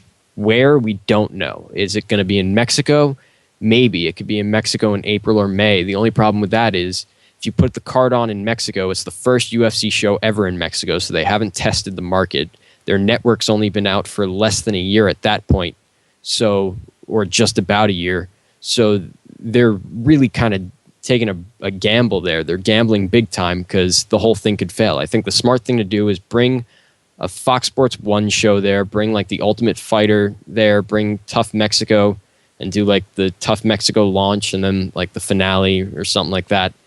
And I say the best case scenario for them to do that is to do the TUF Mexico launch in April, do it at a fight night in Mexico, and then come back later in the year for the finale on pay-per-view in Mexico, and maybe have the headliner be Cain Velasquez, but it wouldn't be against Verdum because I think that fight should happen Super Bowl weekend. And Junior Dos Santos, it's tough. I think if Overeem beats Mir, JDS and Overeem is the fight to do because there's bad blood there. And if Overeem won that fight, he'd actually probably get a title shot next because he only really is 2 wins away from a title shot, honestly, with his contract.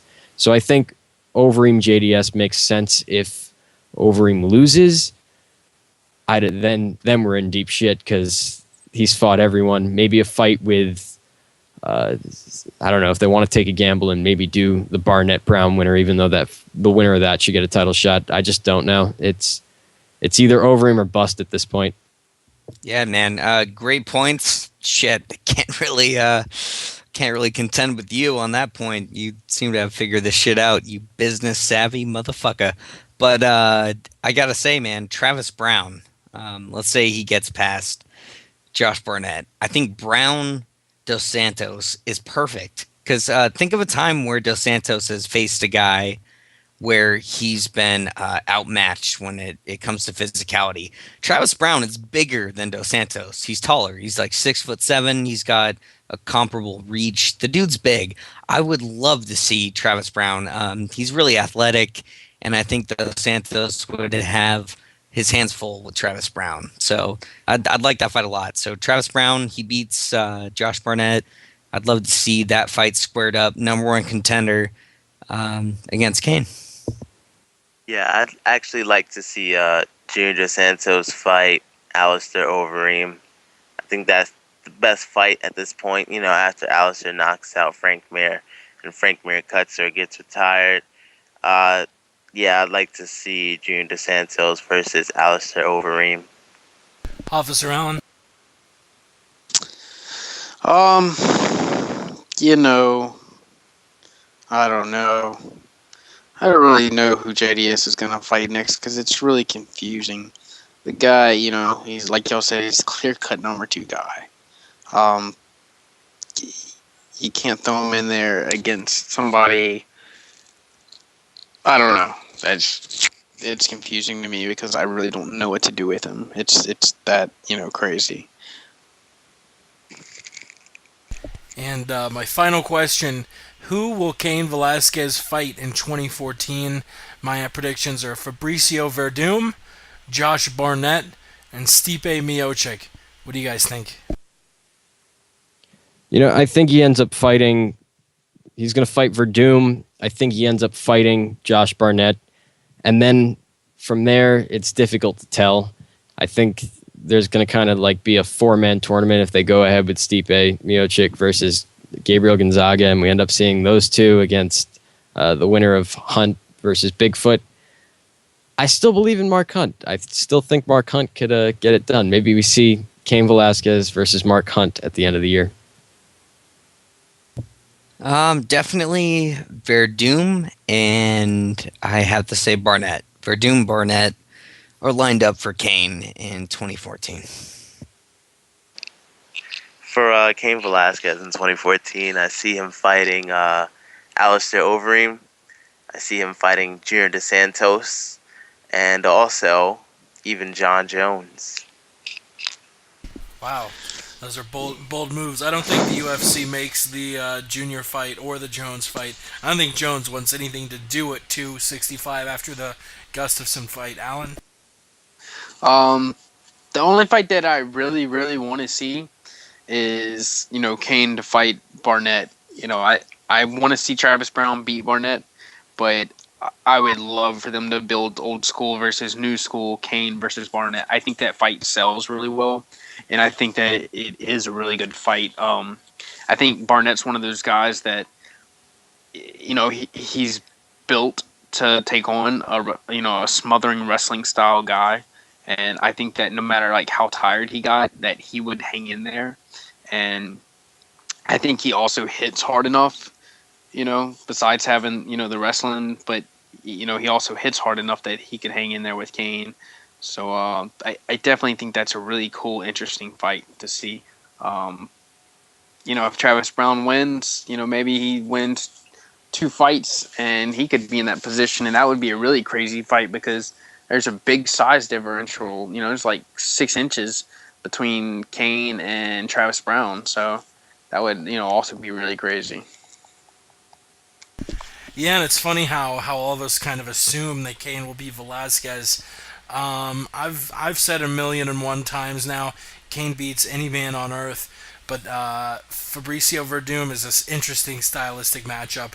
I guess that wraps up UFC 166 for us, and what we're gonna get to now is a little bit of Yao's training log. Actually, you know Yes. what? Cut the Yao's training log music. Do you know what music really needs to be playing right now? Our boy Yao the Truth stepped in there in, I believe, an 8-man tournament, took silver. The Abu Dhabi trials, the East Coast trials, looked incredible doing so. Yao, first and foremost, congratulations. How do you feel? I feel okay. I didn't do exactly what I wanted to do, but I feel okay. My body's a little bit sore, but that comes with it. But yeah, I'm all right. For sure. So yeah. Tell us about each win. Tell us about the finals. What happened? So basically, it was I believe an 8-man tournament. There was 2 different brackets for my weight class, and I fought my first match. I won a decision, referee's decision, and then I was advanced to the quarterfinals. But what happened was there were so many, high-level competitors. 2 competitors actually got hurt and were injured and couldn't continue and advance on to the quarterfinals. So then I was automatically bumped to the semifinals. Then 2 guys that were supposed to fight in the semifinals did not show up after they won their quarterfinals. So then I was bumped to the finals. So I actually ended up only fighting twice on Sunday, and then I lost the finals, and they gave me silver. I lost gold. I don't like to say I won silver because you don't win silver. You lose gold and they just give you silver. So they gave me silver, and yeah, that's what happened. Do you know what happened to the guys who disappeared? Did Ramses poison them? He may have, and if he did, I gotta make a shout out to him. Thank you. You made my day easier. Ross, Yeah, I'm did joking. Munoz I don't something? know what happened. I don't know what happened to them. I mean, they fought 1 match and then they just kind of disappeared. That's really weird. Did you have something to ask, Ross?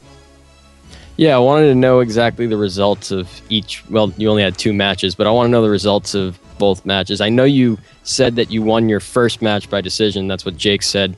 What happened in the second one? The second one was very, very competitive. It was the finals. I fought a guy, and our styles were similar. We both played top game, and he was able to beat me to the scrambles. And that's something none of my previous opponents were able to do in all of my previous tournaments. He was able to beat me to the scrambles and get on top, and that was surprising. And yeah, that's basically what happened. He outpointed me, and he was able to get the win, basically. Word. Well, have Have you gotten back into training yet, or are you taking time off? Yeah, I was back in it today, actually, for 2 hours. I was back in it today. My body's feeling a little bit sore, but I gotta get better, because that's the only way I'm gonna get better. Just keep getting in the gym, you know? Yeah, we know you cut a little bit of weight for the match. Did you have an epic cheat meal like last time? No, I haven't yet, and I don't think I will, since I'm back into training already. But I do want some pizza very soon. Word up. Well, when is your next competition going to be? My next competition is actually going to be, I can tell you right now. Sorry about this. Yeah, my next competition is actually November 9th, and that is about 2.5 weeks away. It's the Renzo Gracie Invitational Open Tournament. So that's November 9th. So I'll be competing in that next. Do you know the amount of people that are going to be in that? No, but it'll be huge, because every single Renzo Gracie affiliate team will be at this tournament. So it'll be very, very big. Word. Chris, did you have something to ask? I do. Thank you, gentlemen. Yeah, you've done really well so far. ADCC, you took gold, you took silver at ADCC. Whenever you're planning on actually, transitioning to striking, doing some Muay Thai, etc., do you think that you'll be able to capture gold when you do that? I mean, striking is a lot different than grappling. You're going to change up your training, but going from grappling to striking, how do you think that's going to play out? It'll be tough. I've never made the transition before, but I believe it'll be tough, but I can do it. I constantly, throughout the week, I'm always training kickboxing. I train mostly grappling, but I'm always, 3 days out of the week, I'm training kickboxing. So the transition will be tough, but I can do it. Well, we know you can do it for sure, man. One last question before we move on. When you make the move from grappling competitions to striking, do you want to become a champion in like Muay Thai, or do you just want to win, like maybe one competition? Like, what's your goal when it comes to striking? Like when you're moving from one art to the other? Well, I definitely want to win championship belt. That's actually one of my goals, one of my sub-goals that I set for myself. I do want to win a belt in kickboxing or Muay Thai before I actually transition into MMA. So, yeah, that's definitely one of my goals. Okay, definitely, man. Word. Good luck. Well, yeah, we'll definitely talk to you more between now and your next tournament.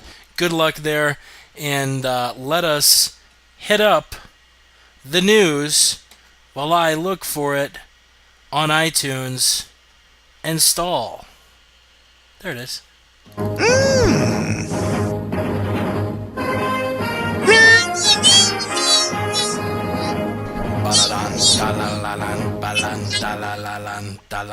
And we only got one news story to cover today, and that is news that came out less than a half hour before we started the show. The next coaches of the Ultimate Fighter Brazil will be Wanderlei Silva and Chael Sonnen. Pretty surprising. We rarely hear, we hardly ever see a fight made while a fighter already has a fight in front of him, but that's essentially what we've seen. We know that Chael's next fight will be Rashad, and after that it'll be Wanderlei Silva. They'll be the coaches of TUF Brazil 3. There are certain things I want to delve into deep, but when this news first came out, what was your initial reaction? Holy fucking shit was my initial reaction. I actually posted it on Twitter the second I heard it in big capital letters. Holy, period, fucking, period, shit. Was it all caps? It was all caps. Every single character there, except obviously the period, because if you hold periods in caps, yeah. Well, because if you hold shift on the period key, you end up getting a bracket, and you don't want a bracket. So instead, I put the period. I cannot believe this has been announced. It's insane. Chael is going to go to Brazil for 6 weeks, 5 weeks, in January. He's going to be hidden with security. He's going to film The Ultimate Fighter, and then he's going to leave Brazil. He's not going to fight in June in Brazil in a soccer stadium. People have been talking about that. It's not going to happen. This is going to be the co-main event, International Fight Week, for the Jones-Gustafsson 2 main event. It's about goddamn time. As casual fans, as hardcore fans, doesn't matter. We all want to see Chael P. Sonnen, the gangster from Westland, Oregon, take on Wanderlei Silva. Man, that's such a good fight. And I'll tell you what. I honestly think that Wanderlei Silva is going to be carried out in a stretcher after this fight. I think Wanderlei is really good with the Muay Thai clinch and his Muay Thai striking, but he's been irrelevant for about the last 10 years.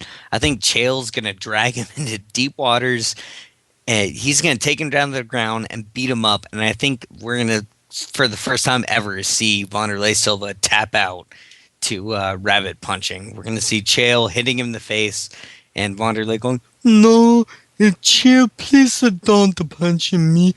You're so big. You're so strong. Please don't touch me. Don't touch me. Don't touch me. Ay, Dios mío." Damn, he's speaking Spanish instead of Portuguese. That's crazy. Yeah, what was your initial reaction to Wanderlei versus Chael? Well, I mean, as far as the Ultimate Fighter goes, once I heard it, I said, "Oh, good. Now Chael will have a nice vacation after he loses to Rashad in November." Cut this man off. Don't let him talk anymore. Yeah. Alan, He's not here. He dropped off. leave the call. He's not on the call. Wanderlei Silva showed up, and he brought like 7 clones. He's drunk. Yeah, well, you see, the thing is, Alan, give your not point. here. Alan, tell us what you're thinking about this. Chris, shut the fuck up. Alan, what was your initial reaction to Sonnen versus Chael? Could you cue the Mark Henry theme song, please? If you give me just a few seconds here while I look up the thing on YouTube here real quick. You gotta let him know. You gotta let him prepare for this kind of situation. Now we gotta do this up right here. When they announced that Chael Sonnen was going to be coaching against Wanderlei Silva.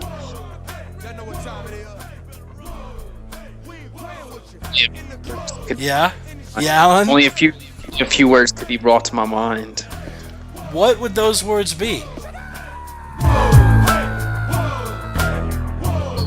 Yeah, it's a few bars before it kicks in, I guess.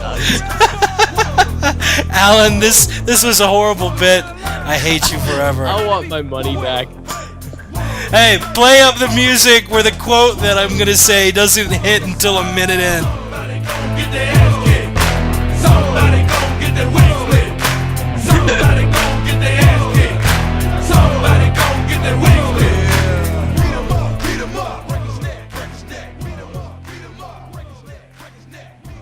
Brought the volume down for you, buddy.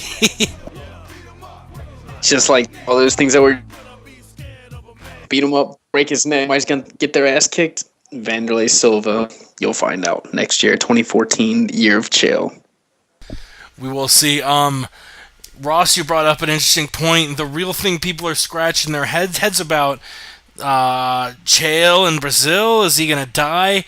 I think they've got to bring in American fighters, because if you have all Brazilian fighters, the first episode you're going to run into the dilemma of none of them wanting to be on Chael's team, which we haven't really seen that since Team Penn versus Team Pulver, when no one wanted to be on Team Pulver. But that was for much different reasons, not a nationalistic hate for one of the coaches. Do you think they bring in American fighters, or do you think they fill out with an all Brazilian cast, Ross? Wait, Chael in Brazil hurt? No, they love Chael in Brazil. There won't be problems. That's right, Chris. Chrissy, you with us? You there, Chris? You might be muted. Muted. Chris isn't there. Yao. Do you think they use all Brazilian fighters or bring in American fighters? I think they bring in American fighters, just so because they would need translators and everything, and that would kind of slow down the show. How would Chael really interact? Fighting is an art of its own. You don't really need to speak to learn coaching and everything, but I think they're gonna bring in American fighters that speak English for Chael. Word, Alan. What do you think about the whole Brazilian fighters, American fighters thing? I think that TUF Brazil 3 is not just going to be TUF Brazil. It is going to be like the Smashes. It will be TUF Brazil versus USA. That's right. And the final thing I wanted to cover, Chael versus Wanderlei. Who you got? I think Chael wins in a very one-sided fight.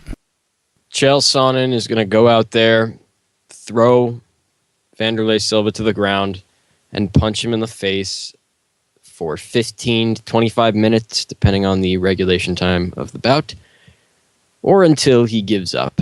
And it seems like the latter is more likely to happen. Wanderlei's got nothing. He's not going to do anything to Chael, but be a punching bag for him, be his grappling dummy. So Wanderlei's going to talk a whole bunch of crap. He's going to try and assault Chael multiple times in January during the filming of the show. He's not going to be successful. His team's going to get destroyed again because he's not a good coach on The Ultimate Fighter. We saw it when he faced Vitor's team. And then he's going to get destroyed in the coach's fight again, like he did. Well, he didn't fight the coach, but he fought Rich Franklin, so that was kind of the coach's fight, where he got destroyed. So, yeah, it's all over for Wanderlei Silva, and they better start planning the funeral.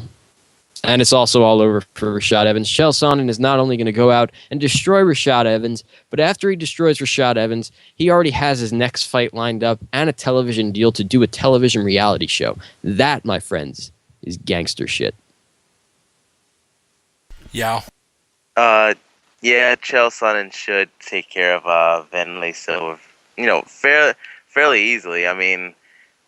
Wanderlei, his time has passed, I believe. I think most of us can agree with that. But Chael Sonnen, yeah, he's going to go in there, dominate, which is good because he'll be coming off a loss when he fights Wanderlei Silva. So, to get a win back on his side, it'll be good for him, good for his image, and he'll coach the Ultimate Fighter. Officer Hamilton. I'm just trying to figure out what loss that he was talking about. People don't lose to Blackzilians. They beat them. And what else would Chael do? He's going to beat that Blackzilian bum next month, and I'm going to be there witnessing it live in living color. We shall see. That actually brings us to... nice. I clicked out of my run sheet. This is a very smooth podcast going very soundly. I believe that brings us to our breakdown of UFC Fight Night 30.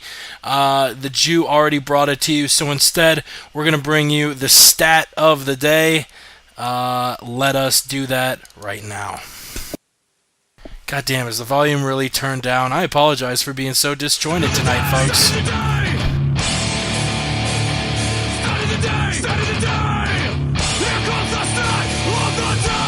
The UFC returns to the UK for Machida vs. Munoz this weekend. Another European card without an undisputed title fight. Aside from that Barao Mayday interim fight earlier this year, the last UFC title fight in Europe was Penn vs. Stevenson, January 2008.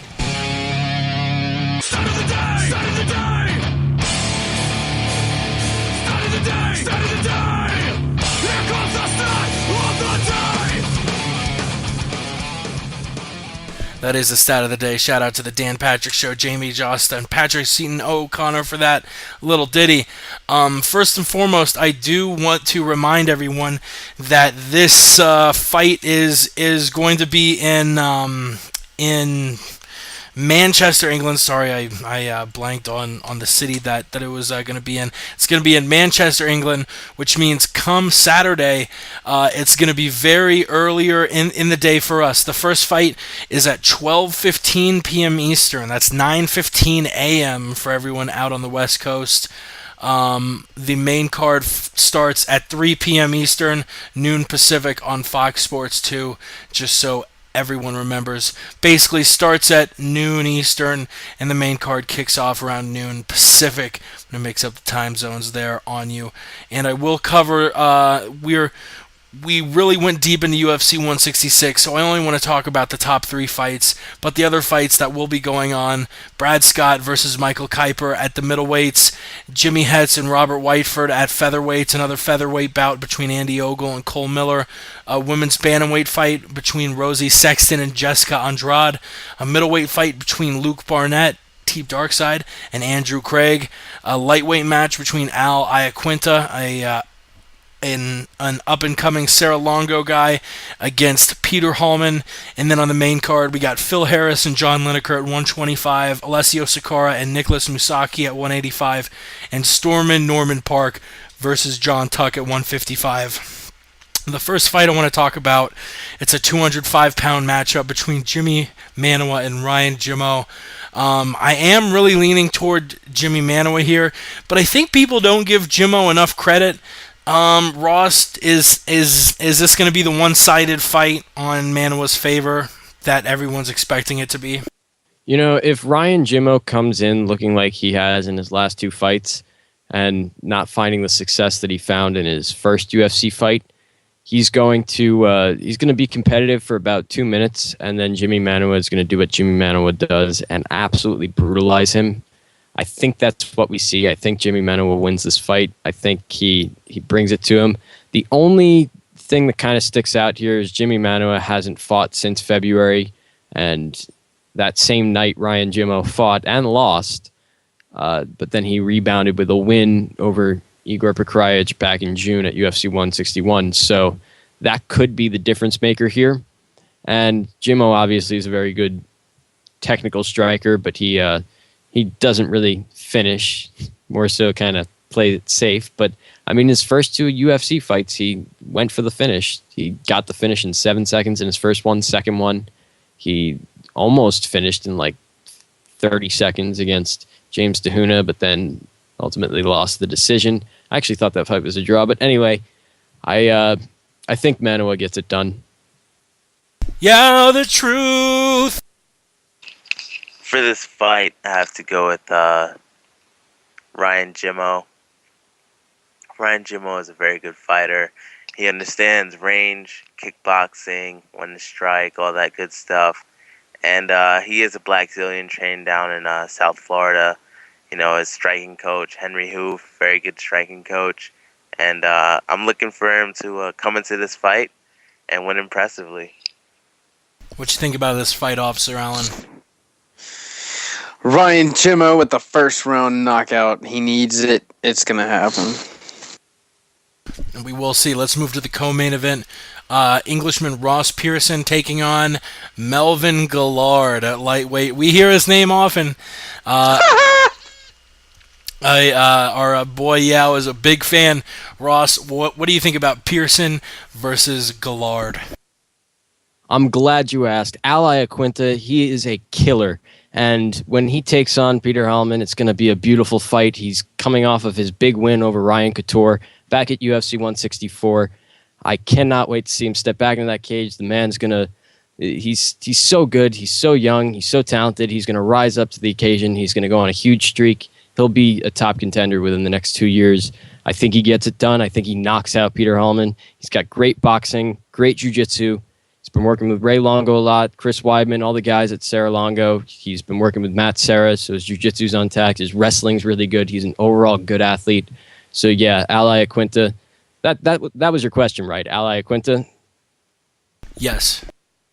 All right. Yeah, just wanted to make sure because I didn't know if I confused him with that bum that they have on the cards somewhere. I forgot his name. Pelvin, something like that. I'm not sure. I think it's Gelvin Millard. Gelvin Millard against Ross Pearson. What do you think? Yeah, his name is actually Melvin Gillard. You know, No, one of the no, best lightweights no, actually- in the UFC. Actually, I'm looking at the Wikipedia. Taking on I'm looking at the Ross Wikipedia. Pearson. It says Galvin Millard. He's taking on Ross Pearson in the lightweight belt. Very pivotal fight, you know, in the lightweight division. Melvin Gillard is a tremendous, tremendous athlete, and he's gonna finish Ross Pearson impressively, and you know, just show everybody why he is one of the best lightweights in the world. Melvin Gillard is my favorite lightweight, believe it or not, and I can't wait for this fight. You know, he's back on track, and he is going to win impressively on this fight card, and I can't wait for you guys to see it.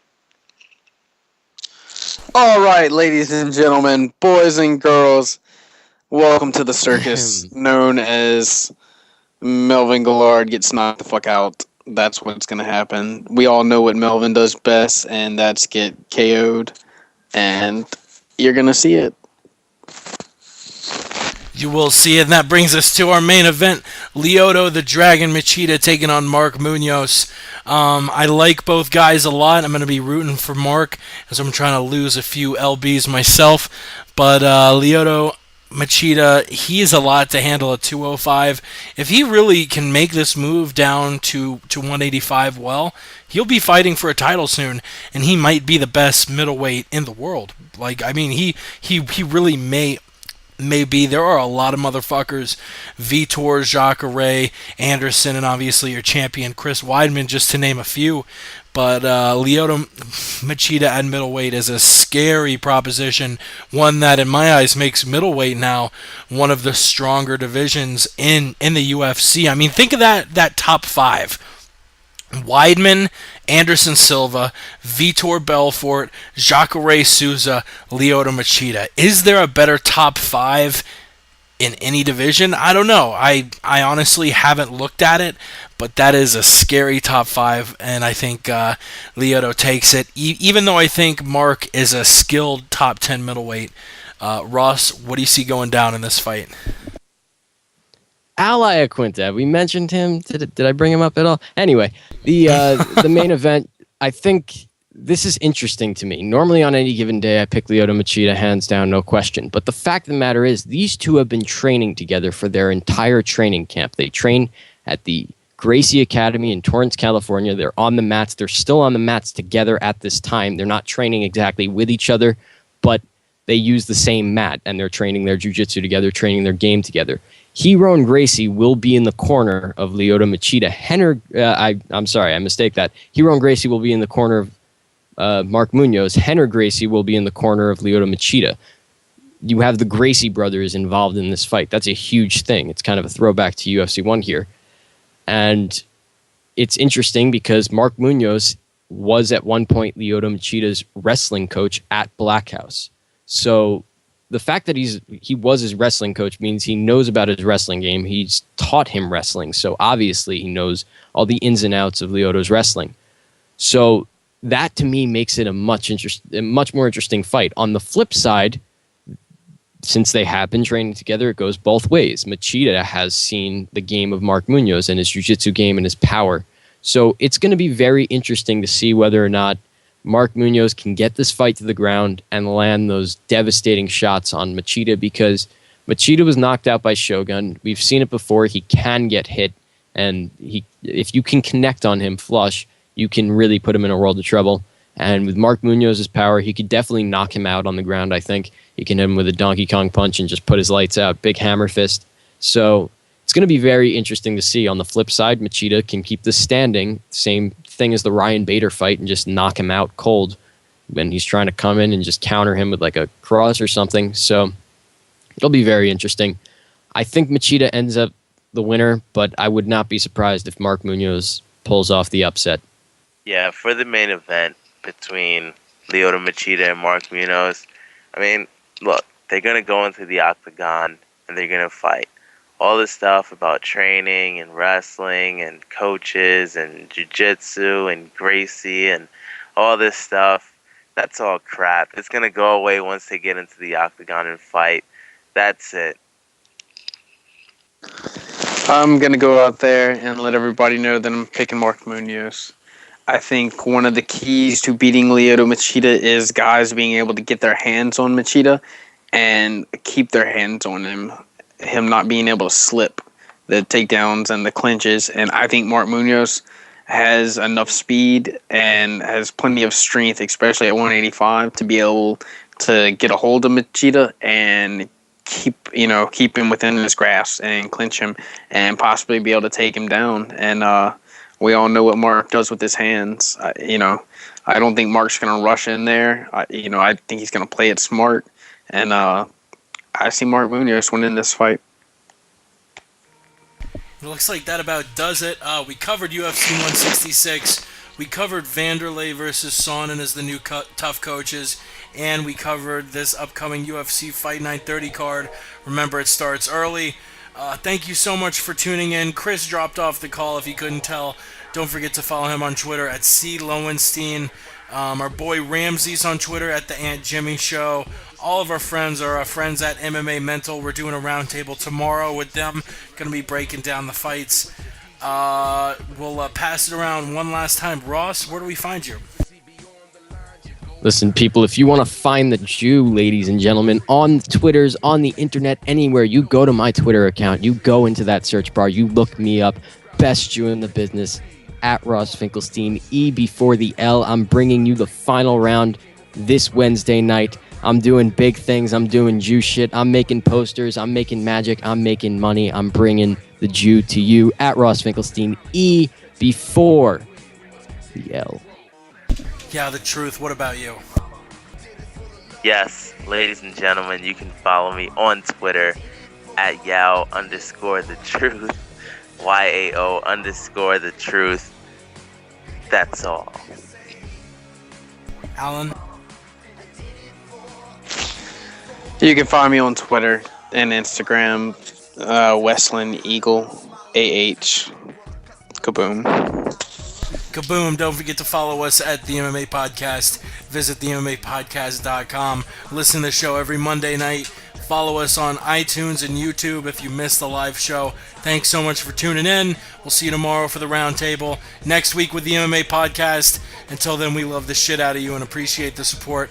We gone!